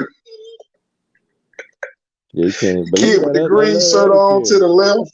The kid in the middle, he looked like he's shocked at the intensity of the violence going on at the camp with no pads. Like, it almost like he wants to say, like a God. Oh boy. Nothing like it, Jeff. Love to see you coach one of these high schools. Yeah, man, that'd be nice one day, man. I gotta be the man though. I can't. My hats off to all the people that are assistant coaches, but with my energy and everything, and then my family time, I've got to kind of do my own thing. So it might have to be in one of those small rural towns, little country towns or something. I think that might be one of the best places for me. I don't think I'd want the not the pressure, but just the politics of things that go on at some of the bigger schools, and the way they're run. And I want it to be me and an old school principal that used to be a football coach or something, and we just in the country trying to win football games and make the town come out on Friday night. And like Coach Pritchett said earlier, I mean, even though it's 7A Thompson, I mean, the whole town shuts down. That's the hottest Yeah, ticket in town. yeah, man. I'm just sitting here just thinking about the purpose that we have for the showcase. That picture right there on this screen is showing why we do the showcase. Hmm. And what if we blocked some kids that we didn't know from coming to the showcase? They would have never saw this. What if we had a system in place? Oh, coach, you got to nominate this kid, and the coach might feel like, oh no, little Jimmy's not ready for that type of event yet. And then now little Jimmy don't ever show up, and little Jimmy don't see this. So now when the coach say, all right, guys, man, we got to be super intense today. They don't even know what super intense look like unless they saw this. Exactly.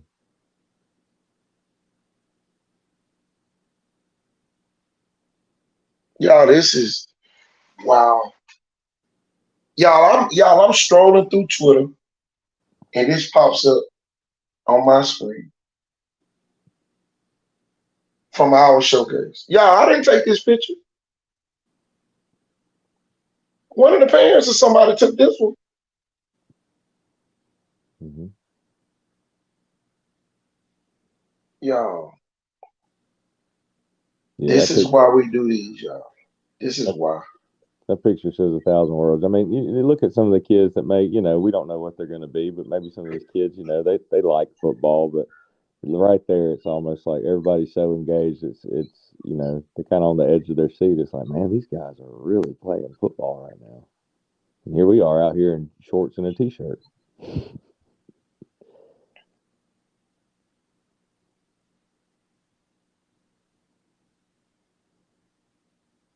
Man, it's just, man, this right here just, man, it done. Man, this right here is a picture worth 1,000 words. Y'all, we got a future five-star, future NFL player, Michael Dubose, going against an up-and-coming kid that's gonna be the next one of the next one kids. You know, Hmm. Jeff, I just found us a name. Tell it. I just found us a name. We're gonna come up with the next one Ooh, I love it. for those middle school kids and those Hmm. up and coming younger kids. I love it. We got to, Hmm. you know, the Yeah, next because you know ones. what? Because of the that statement right there, the next one they may not have to hear about it. Did you know, or do you know? They'll already be known. Oh yeah, Mr. Banks. Yeah, we can do that. But Jeff want to be a head coach. He got, and y'all don't understand. And a lot of people don't. Some people just say coaching is coaching. At some point, you have to be in charge. My granddad used to say, "God bless your child that's got his own." That's why I don't get mad when people leave. They trying to get their own little feet wet in their own little way. Hmm. It don't bother me that we done had how many? Four. We done had four different shows come out of this one show. Yeah, leave the nest, use your wings, and fly. Exactly. Spread your wings and fly. Everybody should want people to do that. You know what I mean, and kind of go their own way. There it is. Roger said T-shirt. Who's up next? Love it. There it is, y'all.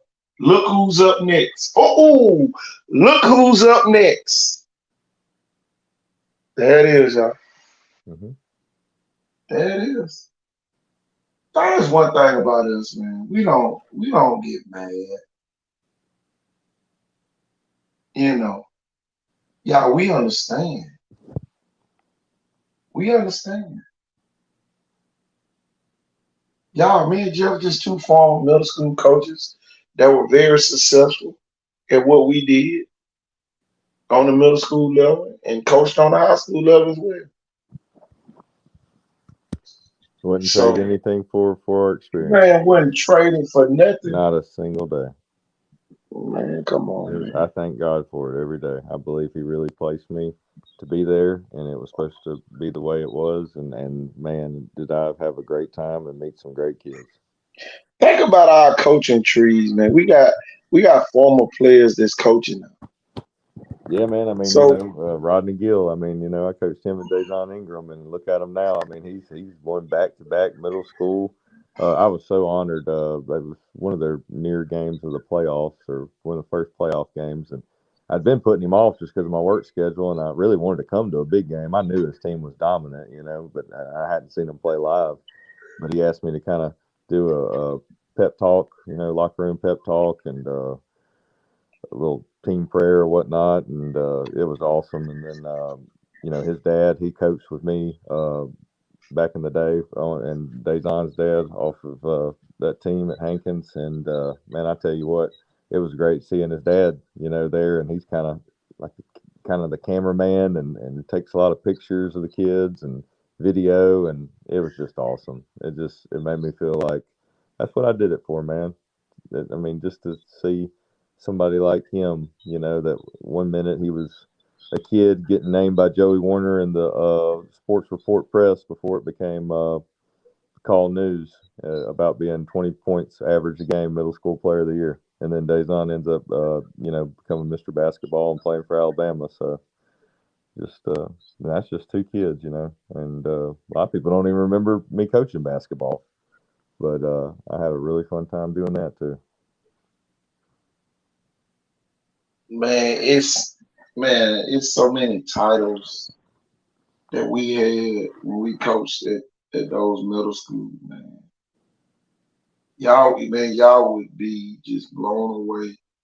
Coach, such and such is pulling my hair.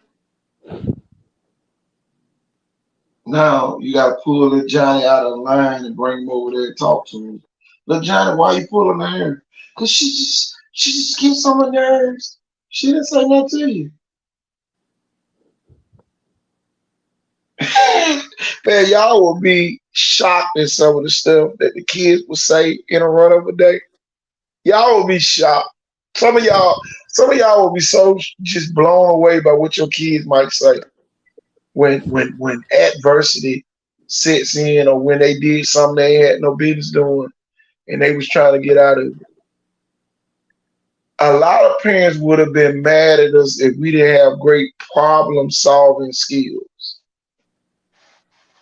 Do I want to bother Keith's parents and call them and let them know Keith's over here pulling girls' hair and all this other stuff? Or do I just tell him, all right, now you do it again, I'm going to call your mom? Those are the type of decisions, y'all, we had to make on a daily basis. A daily. Kids in there getting loud, all right, blow the whistle. All right, next time we on silent lunch. Now nobody can talk. And boy, all the teachers love for me to be in the cafeteria because it didn't take much for me to get irritated. And look, a lot of them wanted to be on silent lunch anyway. Man, they just didn't want to be the bad cop. That made the school look good when the school system come around and be like, oh yeah, boy, we have silent lunch about every day, so this won't be any different. So that's what I was doing them hours, going over there and seeing you, Coach Rice, and I think Brandon got in there a little before I finished school, and I ended up coaching him on the club team with Willie Gaston at South Alabama, bringing the football program back. Oh yeah, a lot of people don't know that either. Coach, that was a great time. Coach, this is the thing that makes us targets too. Now it makes us targets, and people come after us because they want to challenge the authority figure that they know is inside of us, so they can say, "Oh man, he ain't all professionals as y'all thought he was." And I'm gonna tell you what I learned over the years: people who don't have nothing to lose, they always challenge people who has a lot to lose. Mm-hmm. They always do that. And then the people who challenge gonna say, "Man, they ain't the case. They ain't the case. You should have said that." At some point, as a coach, we should be able to say whatever we want to say based off our experience. But just because we're not on your favorites list, and listen, you cannot bully any coach that's been in the inner city school. Them the worst people to try to bully. Because guess what's going to happen? Them kids going to get whipped of it that's grown now, and they going to come find you. So, y'all, we don't have to fight no battles at the inner city schools, especially when they know, oh, man, Coach Ford was for everything that was right. And he ain't finna be talking to my coach like that. And y'all, that's the thing that everybody don't understand. We somebody's my coach. So you got to be careful what you say in the streets. Because they might silence you. We ain't gonna have to do nothing to you. But probably try to get them to stop getting at you. Man, I made a joke with some of my kids, and some of them that have, now they're just working and football's over, but maybe they got a little brother playing at one of the schools, and maybe they're playing like semi-pro or something just to show they still got like a little something, but they ain't really trying to, do too much. But you should still see it. They still got like a pretty good hand time, 40 time, real good. I mean, for not really wanting to, just go off what they used to be. But you make some jokes sometimes to be like, you know what, man?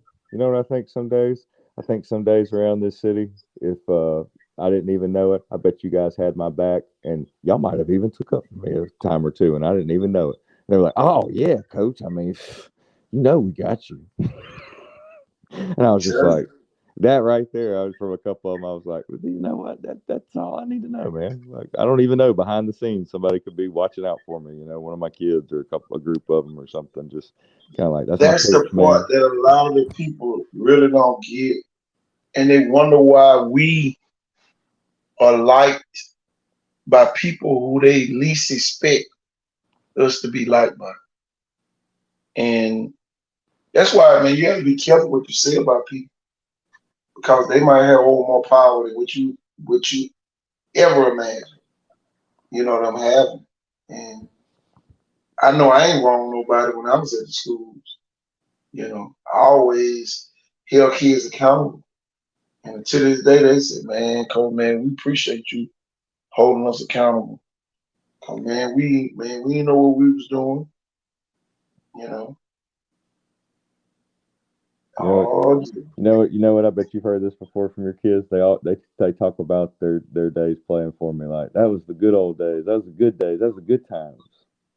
That's what they call it. yeah. Or they go, man, that was the best times. They're like, I can't believe it happened so fast. I told them, man, it would be over with before you know it. That's the part a lot of people don't understand. The impact that we have, even when people least expect it, it's a major impact. And you can't be, in a way, it's not like we're being an ego or anything. We're just saying I because that's what we've experienced, and it's we only know to explain it by saying through our own shoes and in our own words what we lived. And Yeah. man, I tell you, sometimes words can't even describe it good enough. It's almost just. It felt like that was definitely our mission field, Coach. You know what I mean? That was our purpose. Oh yeah. Was to be there. People talk about, do you have a purpose?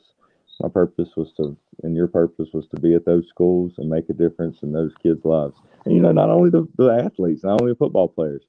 Oh yeah. I've had kids come up to me, and I bet you do probably even more than the athletes you see. Because Oh my sometimes God. people say the athletes feel like if they didn't make it, that you'd be disappointed in them, so they don't want to come around you all the time thinking that, you should have been better. But so many random kids, I see maybe even at least one kid a week or, even girls that, used to maybe have to be in my elementary, co-ed classes or whatnot. But hey, Coach Ford, they'll be working at a restaurant or something now, like at even a Foosackly's or a Wendy's, and it'll be like, that's my coach, or something. It's just like, it feels good, man. It feels really good to just be like, wow, I really made an impact on their life, and they remember me, and they can notice who I am. They respect you to the ultimate, man. And that's the thing that a lot of people don't ever get, you know. And don't be mad at us because the kids love us. Do not. That's when you gonna have a lot of sleepless nights wondering why they love them so much. Y'all don't know the rigors, y'all, that we went through at some of those schools, and man, some of the impact that we had on a lot of them kids' lives. Man, ain't no telling how many times me and you went down to Strickland and tried to. I mean, and we wouldn't have did it if we knew the kid wasn't really, deserving of a real chance, and they messed up that bad. We weren't. If it was too bad, we weren't gonna be like, well, just give him all the chances in the world. But we saved some kids by going down there and be like, yes, sir, Your Honor, I believe this young man's on the straight path now, and me and the principal and his family, and I believe that he can move on from this and become a productive member of the school, team, and society. Yeah, man, you gonna love this. Oh, you gonna love this. Oh, you about to love this. It's gonna be hard to get a better picture than that right there, especially with the kids in the background. That just tops it off.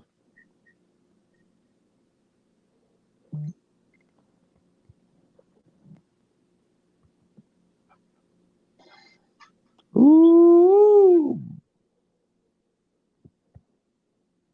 Oh, I love it. Wow. And I mean, the two you put on there, I love it too. Look at that. I mean, Yeah. Cameron Rigby and Myron Dunklin.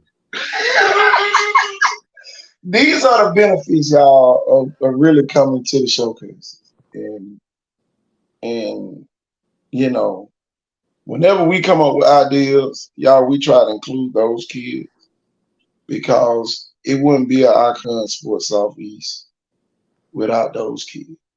And we don't want nobody to ever think that we think we the biggest bad wolves and all that. The kids matter. And y'all, this is and Roger, man, we really appreciate you coming up with this, helping us with this because Yeah, you're right. We might need to copyright it and give you your 20%. You're right. But we got to give you 30. I mean, an agent would at least get that. there it is, y'all. That's a good looking pic right there, man. Love the artwork there. And y'all, it don't take long, man. With a little effort, anything. I can't spoil who's up next. You can't beat it. Y'all, this is what makes our platform so different. Y'all, this is your show. And y'all, I keep saying that, and now y'all starting to see it It's the player with the departure of people who was on this show. Y'all, I've always said this, y'all. This is your show. I love that. He said, "I'll donate the other 10% to the kids." That's awesome, man. Hey, Coach, you gotta see if you can put that hashtag up there.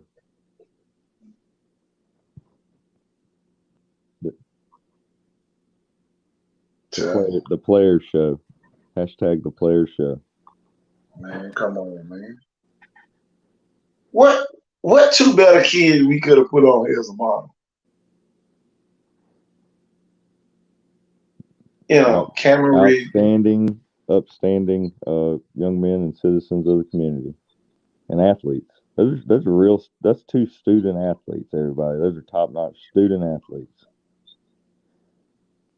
That's the type of kid you want. You know, shake you in the hand, look you in the eye, and if they wanted to date your daughter, you'd be like, "Come on in, buddy." I'm telling you, come on in. Get some ham in the refrigerator. Go on and get you some. That's right. Boy, that's when you know your family then. Really? Potato salad, baked beans. Man, you get me hungry from some of that. Y'all, we about to revamp the website again. Man, that take all day. I might do that all day tomorrow. Man, this really was the Hay in the Barn show tonight, boy. Whew. The hay is in the barn. Tell you. Two fine young men right there on the screen, y'all. Yeah, great families. Oh my God. Mm-hmm. Just great leaders. Yeah. Lead by example kids. And not big talkers either. Oh, let their play do the talking. They show up and show out. Multi-talented too, both of the players. And y'all, sooner or later, y'all, it ain't gonna be too much more than anybody else can do around here. We got the Do You Know, now we got the Who's Up Next. That's too awesome. God, dog. Telling you, Who's Up Next? This has definitely been one of the most fun shows we've ever did tonight. Not that others haven't been, but I mean, Coach Willie Pritchard on here, and Thompson. Boy, I'm gonna have to go back and watch this show. Look, it's about 3 hours and 30 minutes now. Didn't we one time go to the 6 hour mark? Oh yeah, man. We done went We 8 hours before. we broke the But we done did a whole internet. shift one night. We went 8 hours. Yeah, 8. Oh my gosh. I think I fell asleep twice and came back. They're like, Jeff's still alive. He's back from a little power nap. Tell them. That was Coach, at that time, dog, man, we done came up with something just that quick, y'all. With the help of you guys, y'all. We don't do nothing without y'all. That's right.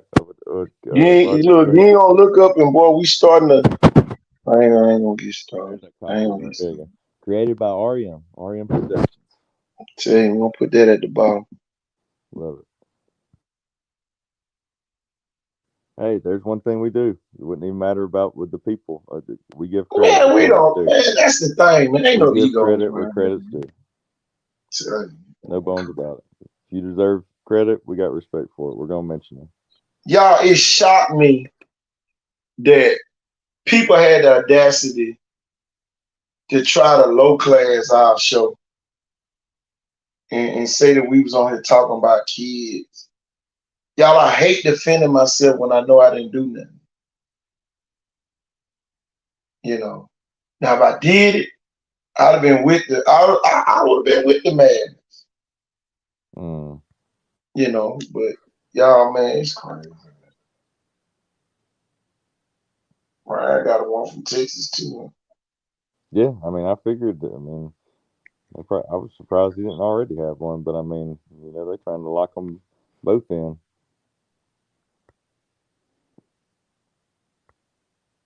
Big time.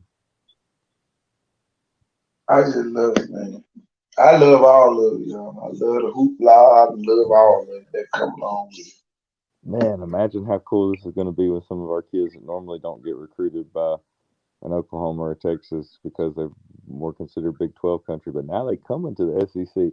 Well, it looks like they're starting to recruit the real deep South a little bit more.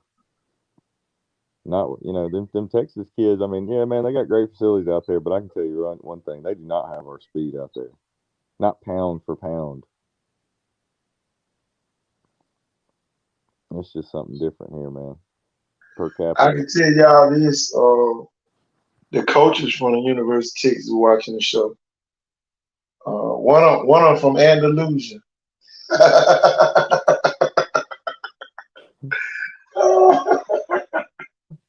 That's big time, man. That's awesome. Man, Jeff. All them miles of driving to McIntosh and some of those smaller cities. Man, you went through Linden. I know you saw the Jackson Linden, the Church's Chicken. Oh yeah. Right there in Linden. Man, come on, man. Town shuts down. I love it, man. I love it. It's like that old Young Jeezy. And I love it. I'm telling you. Might have to listen to that tomorrow while I'm grinding on the road. Who was the 1A champion? Leroy won this year. Who won last year? Sweetwater and Linden won the year before that. We done won the last 3 down here in our region, 1A state champ. That's too awesome. Crazy, y'all. Schools that we cover. Call out my name. Telling you. Call out my name, Jeff. Okay. Tell you. Call out my name, KT. Telling you. Who's up next? I wonder if John. Oh yeah, Hay in the Barn Wednesday. John Ray must have church or something tonight. Yeah. Yo,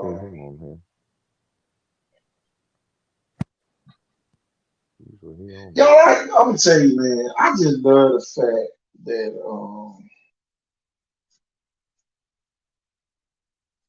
man, we help a lot of people though. You know, I'm not. Y'all, we don't send kids to 1 or 2 schools. Y'all, we send kids to all schools. We don't have no favorite. We don't have no favorite school, y'all. If we tell somebody to take a kid somewhere, it's to somewhere where their kid can shine. I still say if and I know we got a showcase up there, and McIntosh is the best kept secret. McIntosh was down at UMS right track today, running a race. It was running today. Let me find that pictures of that real quick. Them kids need recognition. Coach, and I mean, not knocking or anything, because I mean, Coach Moore does great with whatever kids he coaches. He's been one of the greatest coaches in the history of the school, football and basketball. But people don't know it's went on like that way for years. Some kids leave McIntosh and go to either a Leroy or a Jackson. So when people be thinking about McIntosh, you really just that's how many great athletes come out. I mean, like they got some at that school, man. They've had a wonderful year this year, especially basketball.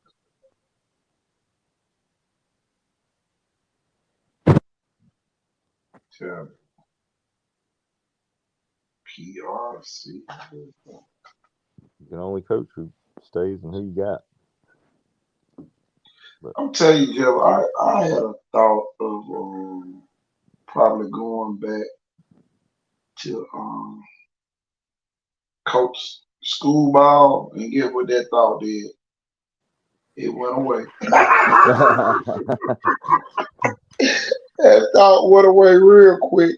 yeah, well, you wouldn't be able to help anybody on the worldwide No, level. you'll be just limited.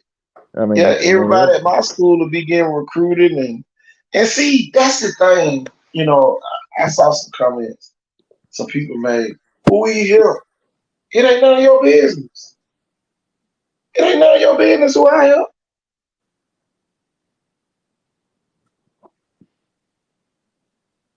Send me my contact.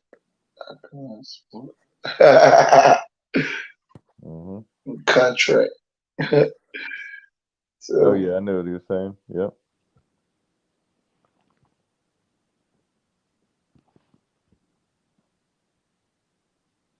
Yeah, we ain't got to get on there, and that's the thing, man. We ain't got to get on there and start name calling.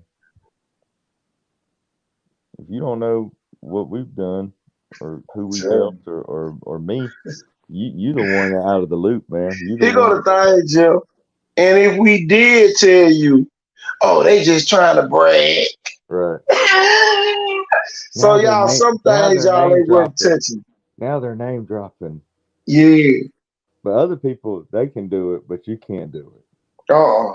Now you're showing some kind of like an ego or something. Yeah, ain't nobody got time.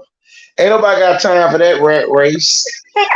Now, but then you be too modest, and it's like all my young buddies that are the whiz young QB Elite 11 coaches. I used to do national quarterback training, run camps with, and they'd be like, "Let me, man, like I know there's like this nice guy, like you're trying to like good Christian man, like sit in the back, like they were like, man, this SHIT, this what do they call it, the whole, I don't know what did he call it. I'm trying to remember what he said. Like self righteous, like I don't want to, me in the background. He's like, you have done a SHIT job of self promoting yourself, and in today's world, you cannot do that and compete.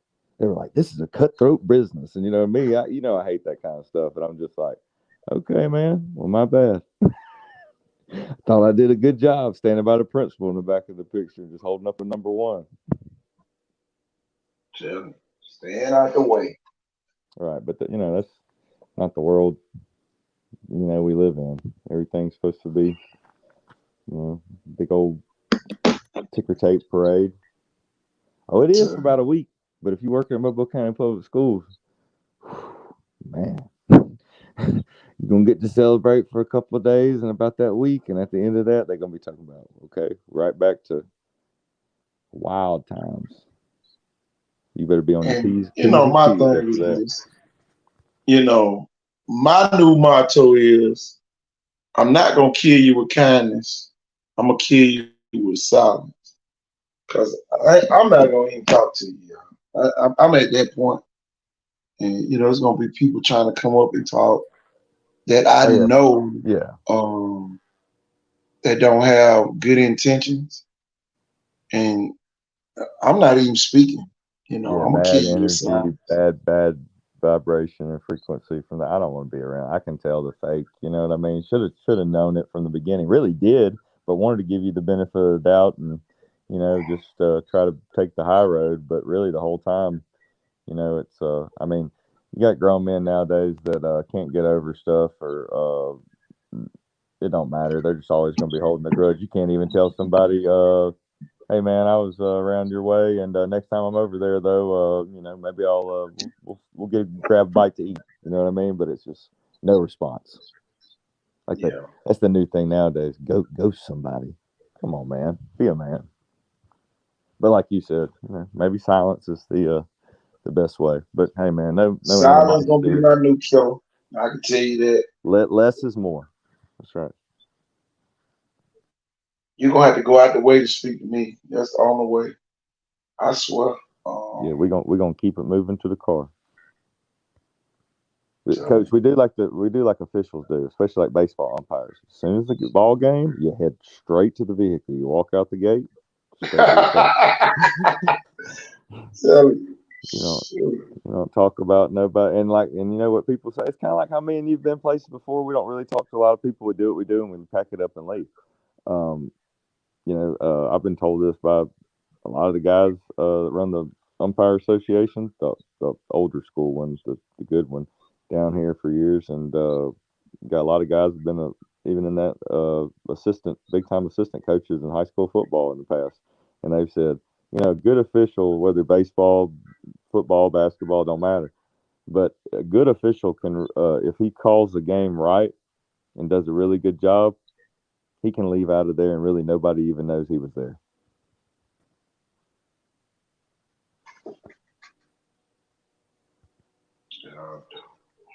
I think that can be the same way sometimes with coaching and scouting. You just get there, do what you're supposed to do, pack it up, go get you something to eat. so go to McIntosh for the showcase. Get in there and get out.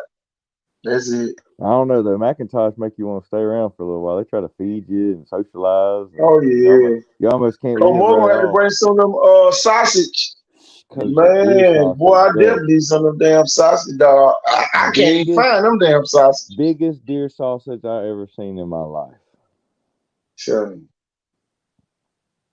And they don't have a lot of that going on. You better get it while you can. In 30 minutes, them dogs probably gone. Tell me, boy. And them sausage, man, it's Kaneka good, but I'm telling you, if I want to go eat a dog, that's the place I'm going. And y'all, for the people, I know some people been doing the registration. Y'all, we're gonna send you payment links. I've been watching film so much, I be forgetting to send them out. But y'all, we gonna start back sending them out. So for the showcase, they done gave up on basketball. Always something with football. Football 365, y'all. Basketball 247. Yeah. So, nothing like it, Jeff. I guess we can mosey on up out of here. Watch a little bit more film. Yeah. I think I'm gonna hit call tonight after watching some of that before we got on the show. Oh yeah, I ain't watching shoot, I'll watch it later on today. Right. Oh yeah, we done made it. I was gonna say tomorrow, but yeah, it's today already. It's already tomorrow. Better wake up, coach. Straight wake up, coach. Yeah. I'm gonna be sleep, coach, in a minute. Me too, man. But yeah, Jeff, another great night, man. We got out there the first 15, 16 kids, I guess, on the Super 6. About 50 more to go. Yep. But y'all, I'm KT Thorne. I'm Jeff Ford. Y'all, we up out of here. Peace.